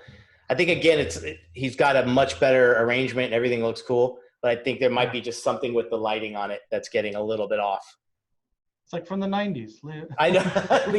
Leave it be. Just say it's from the 90s. This is what I would have done with my teacher. I'd have been like, oh, it's just because this is like the 90s era version, you know, the old block set. Yeah. All right. I'll make some notes for him as well. Okay. Yeah. Let's see. All right. She's ready. She's already signed. Hold on. Let's see. Hey, this is only 10 megs. I'm just waiting for the email from CSUN saying you are over your mailbox limit. Oh, whoops. You can just go to the other one. It's the same thing. Is it? Yeah, just not PDF. Okay. Oh, okay. Yeah. Yeah, these look clean. Okay. All right. So we got Skittles. Yeah, this looks good. I like the different arrangements. Let me try to get this a little bit more on my screen. There we go. Yeah, there we go. Those Skittles, you got a couple Skittles that are like defying gravity. Well, I know. They're standing like perfectly straight up. That's amazing. I wouldn't put it past Skittles commercial. Yeah. They do look a little thin though, I will say. Like that's being very nitpicky, but cool. Yeah, that's really fun. Cool. I know you I love that you still got the crazy zany one. I'll be okay with it if you have the other ones look a little more focused. I would say on this one, way too much of the Yeah, that one I'm gonna take off. I kind of copied this other design, but it was just for trial. But yeah, I'm gonna take that off. Cool. So no, I like it. I would only like just have it come in like this much here, and then let your bottles be nice and big on top of it. That's all. Oh, okay. Yeah, it's a fun arrangement. I think it looks good with your collection. And this too, maybe this could just be cropped a little bit better. Like get it centered and get it a little bit bigger, right? And fill that space. Looks fun. And then on this one, I like that you did the top view. Again, I think maybe I would just say, take those ones out or flatten them. Okay. Because I know they define gravity. Wait, wasn't there like a date when they're like, everybody's like, yeah, you can totally stand something up. What was it? Oh, the broom. That's what it was, the broom. That's what it's doing. Whatever date that was, that's happened the same day. Yeah. Yeah. Oh, we did that in class. Yeah. Yes. One thing. Get rid of, I like did you do the illustration too? Yeah. Did a good job. That was good. Thank I like that's really fun. I would say maybe on the illustration though, not a criticism of the illustration itself, but I would say scale again. You have two competing things. That's a lot. It's a really information packed illustration. And then you have Skittles Rainbow, which has a lot going on in that one, and they're both kind of heavy. Yeah, the logo itself is, and they're both the same size. So I maybe try and play with the scales so they're different. Maybe either that's a lot. I probably would think your illustration probably got to be a little bit bigger and run like more, cut off more of this part of her, like the bust, and then go off a little bit more. Yeah. I don't know. I'll make the illustration a little bit bigger, maybe. Why That's the not? only thing I could think of. Bigger? Okay. You did a great job on it. You might as well like show it off, and maybe just get rid of that green background. I really don't like that green. This? Oh. Is it like it's like a pea? It's like a pea color, huh? I love how you went with the idea of inserting this random color, but it doesn't work as like your main color. No. Yeah. What about the pink then? Can I keep it pink? The pink looks way better. Yeah, I'll keep it pink then. Even try swapping out, like try the yellows that you have on there. Try the yellow as a background. Instead of green. I would swap that. I would do yellow in place of the green. There you go. For sure. Yeah, because you don't have that much of it truly through here. You have it in the skin tone. So yeah. That's a good. That's pull a good that one. exact yellow out too. Don't use that exact yellow. That'd be don't. You don't have to. You don't have to keep like reinventing the wheel. You reuse the same colors. Yes. Good. Okay, I know I had a few more. Hold on. Longo, I uploaded mine onto Canvas, but I don't know why you didn't call me. Oh, I will. No, I did that too, but I think something's wrong with Canvas. Okay, let me see. Professor, you didn't call mine either. I've been waiting for mine. And it's in Canvas. Canvas. Yeah. Okay, hold on. Thanks. Let's go. This is tough. Oh man, dropping the ball. All right. If this has gone way past your time, Brad, I totally understand. I don't even know what time it is, so maybe it is, maybe it's not. It's all the COVID-19 days are blurring together. I know. I don't know what day. We don't know time or date. Let's see. Sorry. We will find out. Let's see. We saw Christine's. We saw Joseph's. We saw Jalissa. Johnny. Jose. We saw. Sorry, guys. Snap teacher edition.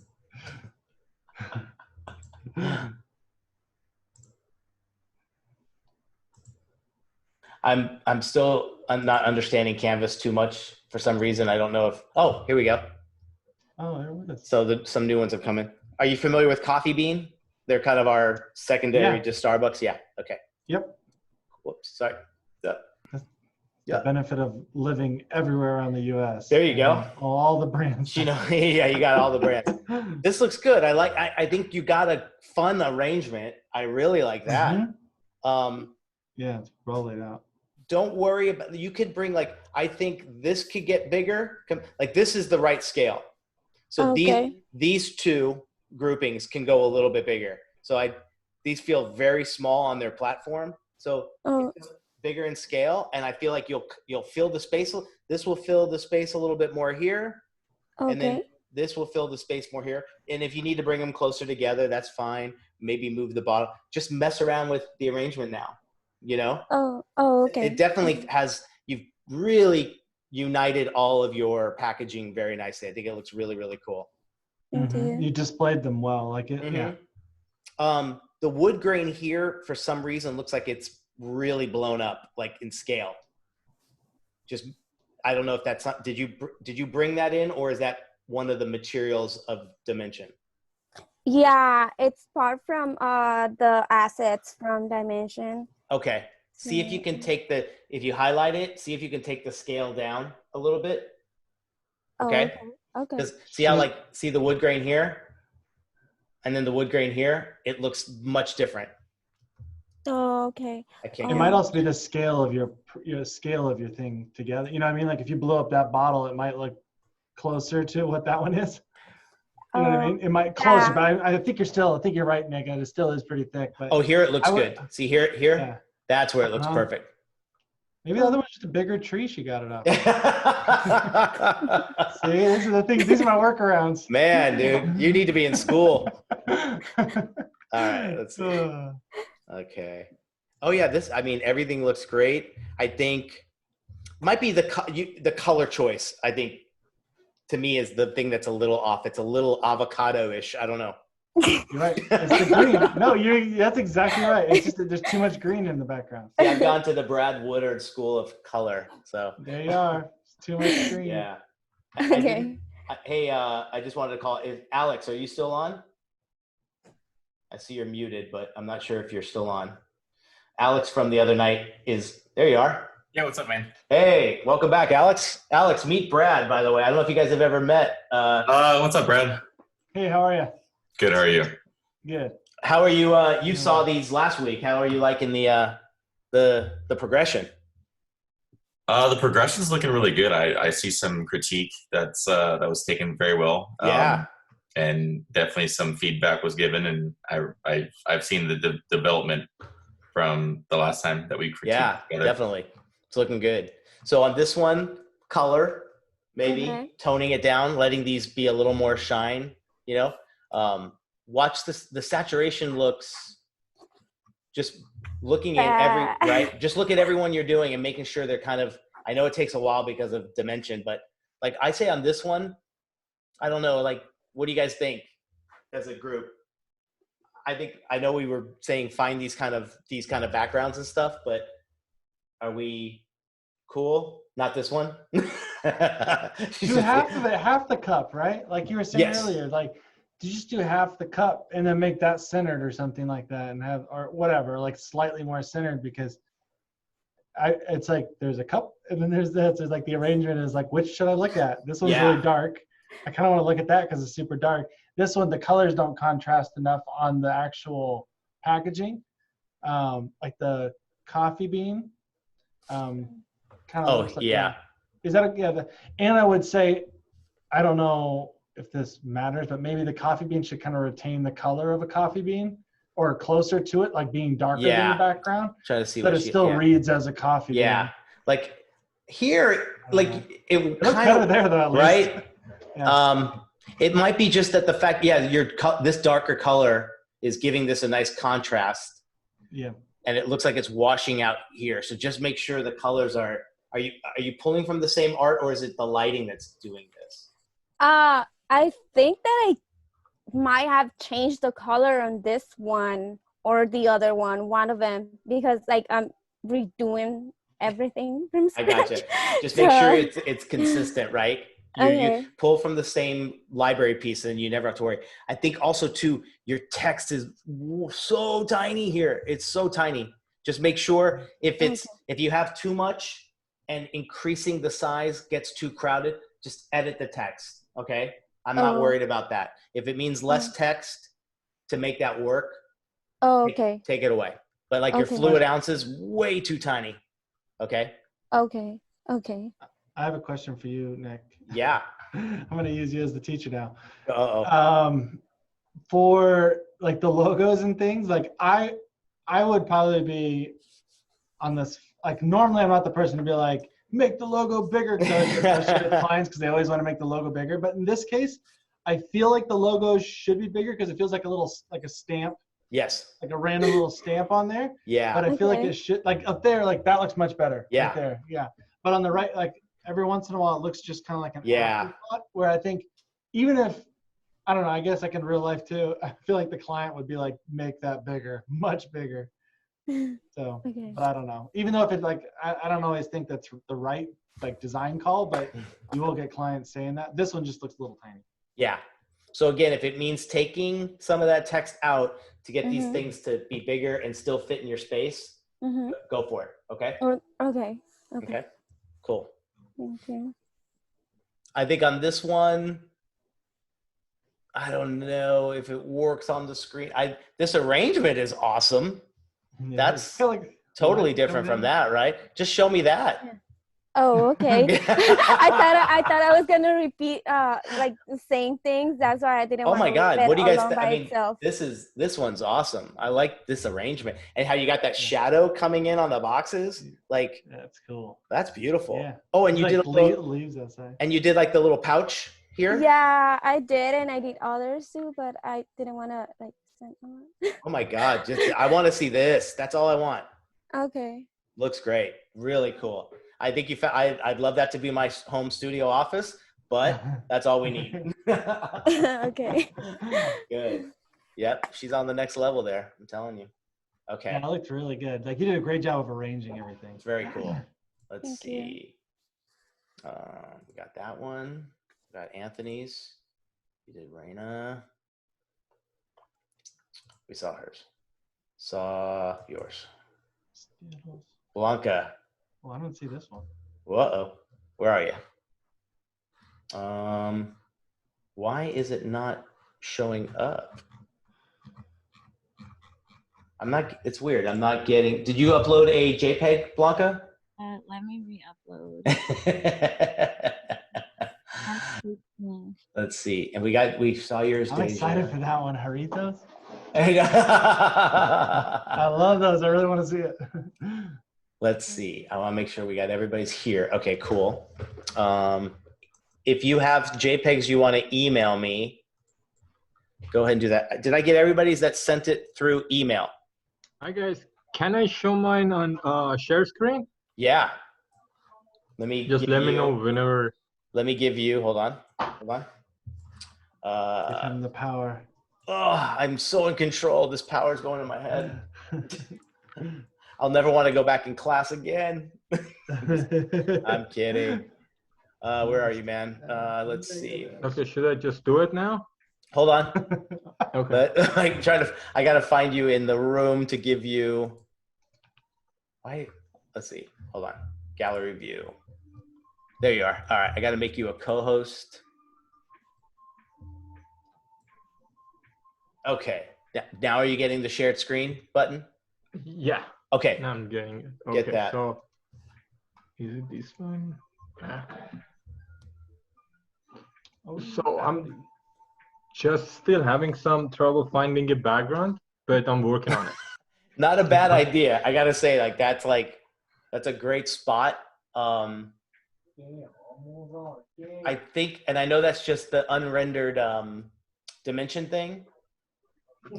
What do you? I think this would be great as a secondary image, right? Good.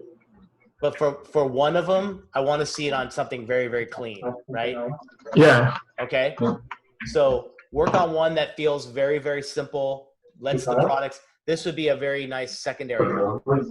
Okay. Okay. The problem was you said just work on the how they call it, the shape on the dimension. Mm-hmm. I can't really find a way to just work on them. I mean I think this is the best way I can just otherwise it's gonna be all like mix up or something. Yeah. So that's what I'm saying. I'd rather you if it's a little bit of a challenge on this one, I'd rather you do one that's on a nice, straight and even clean background, nothing too crazy, and get them nice and straight and lined up. And then master that. When you get that, then go back to this guy and mess around and see how the angles work. Okay. Okay, so how many should we have it on Wednesday? Three? Three? Okay, Yes. cool. Okay. Okay. Cool. Yeah. So let me Got know, it. and let me know if the dimension file runs into any issues, and send it to me. But so far, I think it's kind of in zone. I think it might need just a slight different angle for that, but go back to just making one on a nice clean, like we were saying earlier, with like a nice gray backdrop, and just get these lined up really, really clean and nice first. Okay. Perfect. Got you. Perfect. All right. Cool. Thank you. All right. Hit stop so I can get back onto email, or stop screen share. How does it work? Well, like a cool metal backdrop would be kind of cool. Yeah, for sure. Great. Okay, Blanca, did you send it? Yeah, I did. Okay. We uploaded. Let's see. In email? No, Canvas. Oh. Is that a bad idea? No, I don't know. Let's just find it. Okay, hold on. I'll find out. To everybody in advance. There we go. Oh, it's a JPEG now. Let's see. Shoot. Oh, it just downloaded for me, so I got it here. Okay, cool. Give me 1 second. And then I will go. Oh, I don't know, Brad, if you're ready for this one. I'm ready. You wanted to see this one, right? Okay. I did want to see this screen share here. The last one I can do, so I want to see it. All right, cool. There we go. Yes. A festival of flavors. Okay. I think the bottle and the tube, these things look great. Those look good. They do. I think it's just you got a lot going on. So like maybe show this one separately. Okay. This is your box, right? So it's supposed to be my eyeshadow palette. But it's literally like a fold with an open lid kind of thing. Yeah. Okay. I think it's so big and overpowering. It's killing these guys, okay. Right? Yeah. So sure.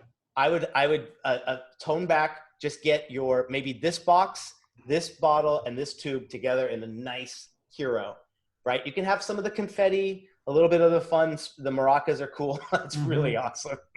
The splash you don't need. I don't necessarily. Yeah. And then do the one that maybe has the box and separately. I'm fine with any arrangement you do, as long as I think just don't let them compete against each other. Because is this about the right size it would be, or would that be? Is the scale fine for you? Yeah, I think. Because this seems huge compared to these guys. Like huge compared to like my other makeup, but no, to these two guys. Well, yeah, because it's like a prime foundation. I don't know if you know what that is. But I get what you're saying. If it's meant to be that much bigger, great. But maybe just have it put it on its own. Like honestly, because I think these need to show off themselves just on their own with a slight touch of atmosphere. Awesome. This you've come so far on these guys. It really, really looks good. I had to go to the store. I'll show you my inspiration. Okay. But this, like you're hiding here, I just want to see these three things together with some of that touch. And it's looking confetti's good. Fine. I think, like you're saying. Is the hat your inspiration? Yeah. I went to the store and they had a whole jarrito display, and I had gloves on and everything. So you see my little gloves. But they had literally only one box, and I was like, I need this. This is literally my design. So I just rebranded it. Perfect. It looks great. I love this. Is fantastic, perfect on brand, fun little font. It looks great. I just want to see these. I want you to get the credit for the work you did on those bottles and that little box. Then get this guy separately. Okay. Yeah. I actually needed two things and help. So when I rendered it, the box, it came out so much lighter. I don't know what I could do so it doesn't lose the color. And then I don't remember what my second question is. Are you saying how it got all this saturation here a little bit? Yeah, it lost all the texture. Well, then it's what you want to do. First of all, I think because when you blew it up a little big on the scale, okay? Mm-hmm. So maybe the pixelation is showing a little bit more, but by bringing it down and then mess with the material choice of whatever the model is. So you select the model and just change out, try the different, maybe not so glossy, something a little bit, change the opacity, mix with the lighting, the rotation lighting. It could be too much, but being that it'll be on its own file, you're going to be able to have a little more control of it. Okay. Okay. And then my second question is, so if you go onto like the Jarrito website, their new like logo inspiration is still this, but it's a very distressed like look version of like, this. And I don't know how to do that. Like I took it on Illustrator, I image traced it, but it's not like I wanted to be very like grungy and like just distressed, you know. And I tried doing that with throughout. Is it this? No. No, that's not. Oh, that's not even this. That's not even. No, it looks more like hers. It looks like more like her setup. A lot more. Is it more like this? Yeah. So just type jarritos.com.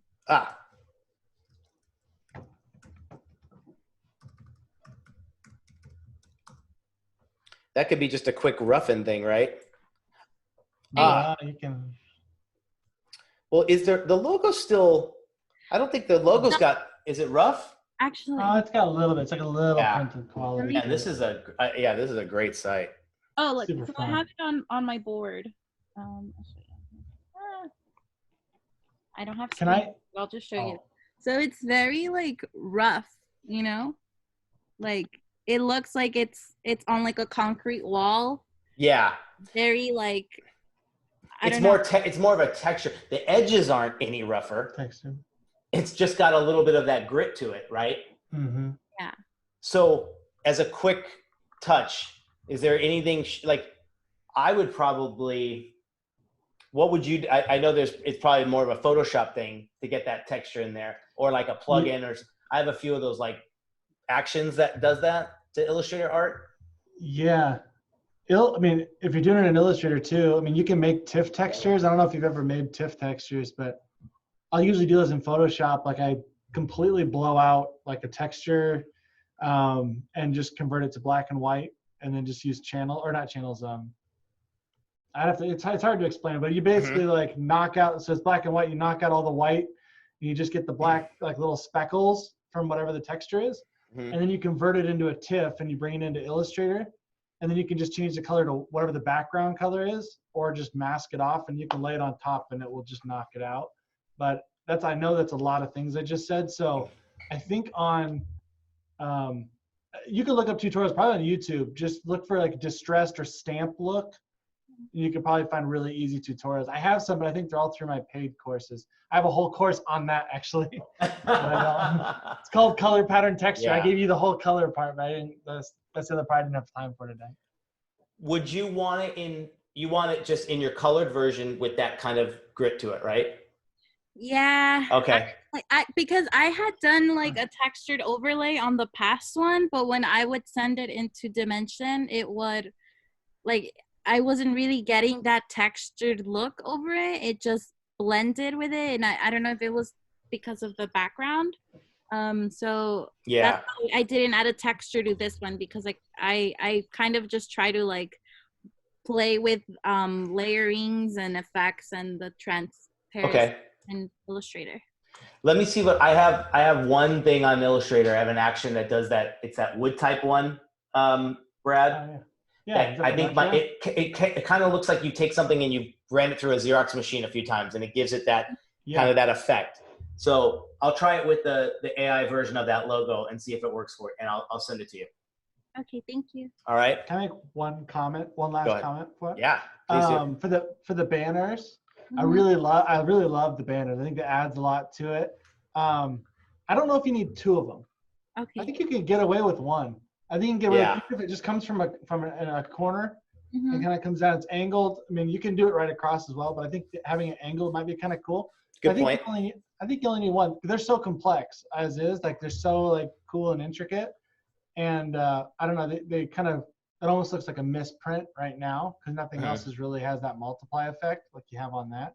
Maybe I think you might do one and then make whatever that blue color is. That's the one thing that's jumping off the page for me because it's like an electric blue. Yeah. Maybe tone it down a little bit, add a little bit of green to it, a little bit more green to that blue, and I think it'll set back with everything else. But it's a really cool, like everything. It looks so fun. Like it feels like the brand, and yeah, I love it. Should I take the 2 banners off of everything or just the palette? Oh no, he's saying instead you have 2 on each. He's saying just have 1 banner on each. Okay. Yeah, because they're especially just take one of them off. And I like that, and even like it doesn't have to be perfectly centered like a parallel, right? It could be like a little angled, right? Yeah, and I like it over the logo a little bit. I mean, I like it out of the way of the logo a little bit if possible. I mean, you're always going to get clients that are going to complain about their logo and you putting something behind it. So it's just good practice now to be really, really careful to put anything like overlapping that logo. So maybe having it off to the corner or something. I don't know. Okay. All right, and I'll send you that thing for sure. Thank okay. you. Did we get everybody's? Please? Did we get everybody? Man, this is our longest one. 3:20. Nick? Yes. I resent you an email right now. I think it's just a screenshot PNG. Can I get your quick feedback? Yeah, let's see really quick. Hold on for a second. Are you guys seeing this? Oh, you got to go, Brad? I got to get ahead. Yeah, go ahead. Go home, man. Guys, thank Brad, everybody. Yeah, that was fun. I appreciate you guys. Yeah. Dude, thank you for all the color advice was fantastic. Thank you. Very cool. You guys did a great job. Oh, look, there's thanks for having me. There's your changes. Oh, that looks significantly better already. Even just by being very less with the pattern, yeah. Yeah, no, that's a great solution. Good job. Yeah. Look at that. On-demand changes for you, Brad. I love that. I brought up the size in Illustrator and it's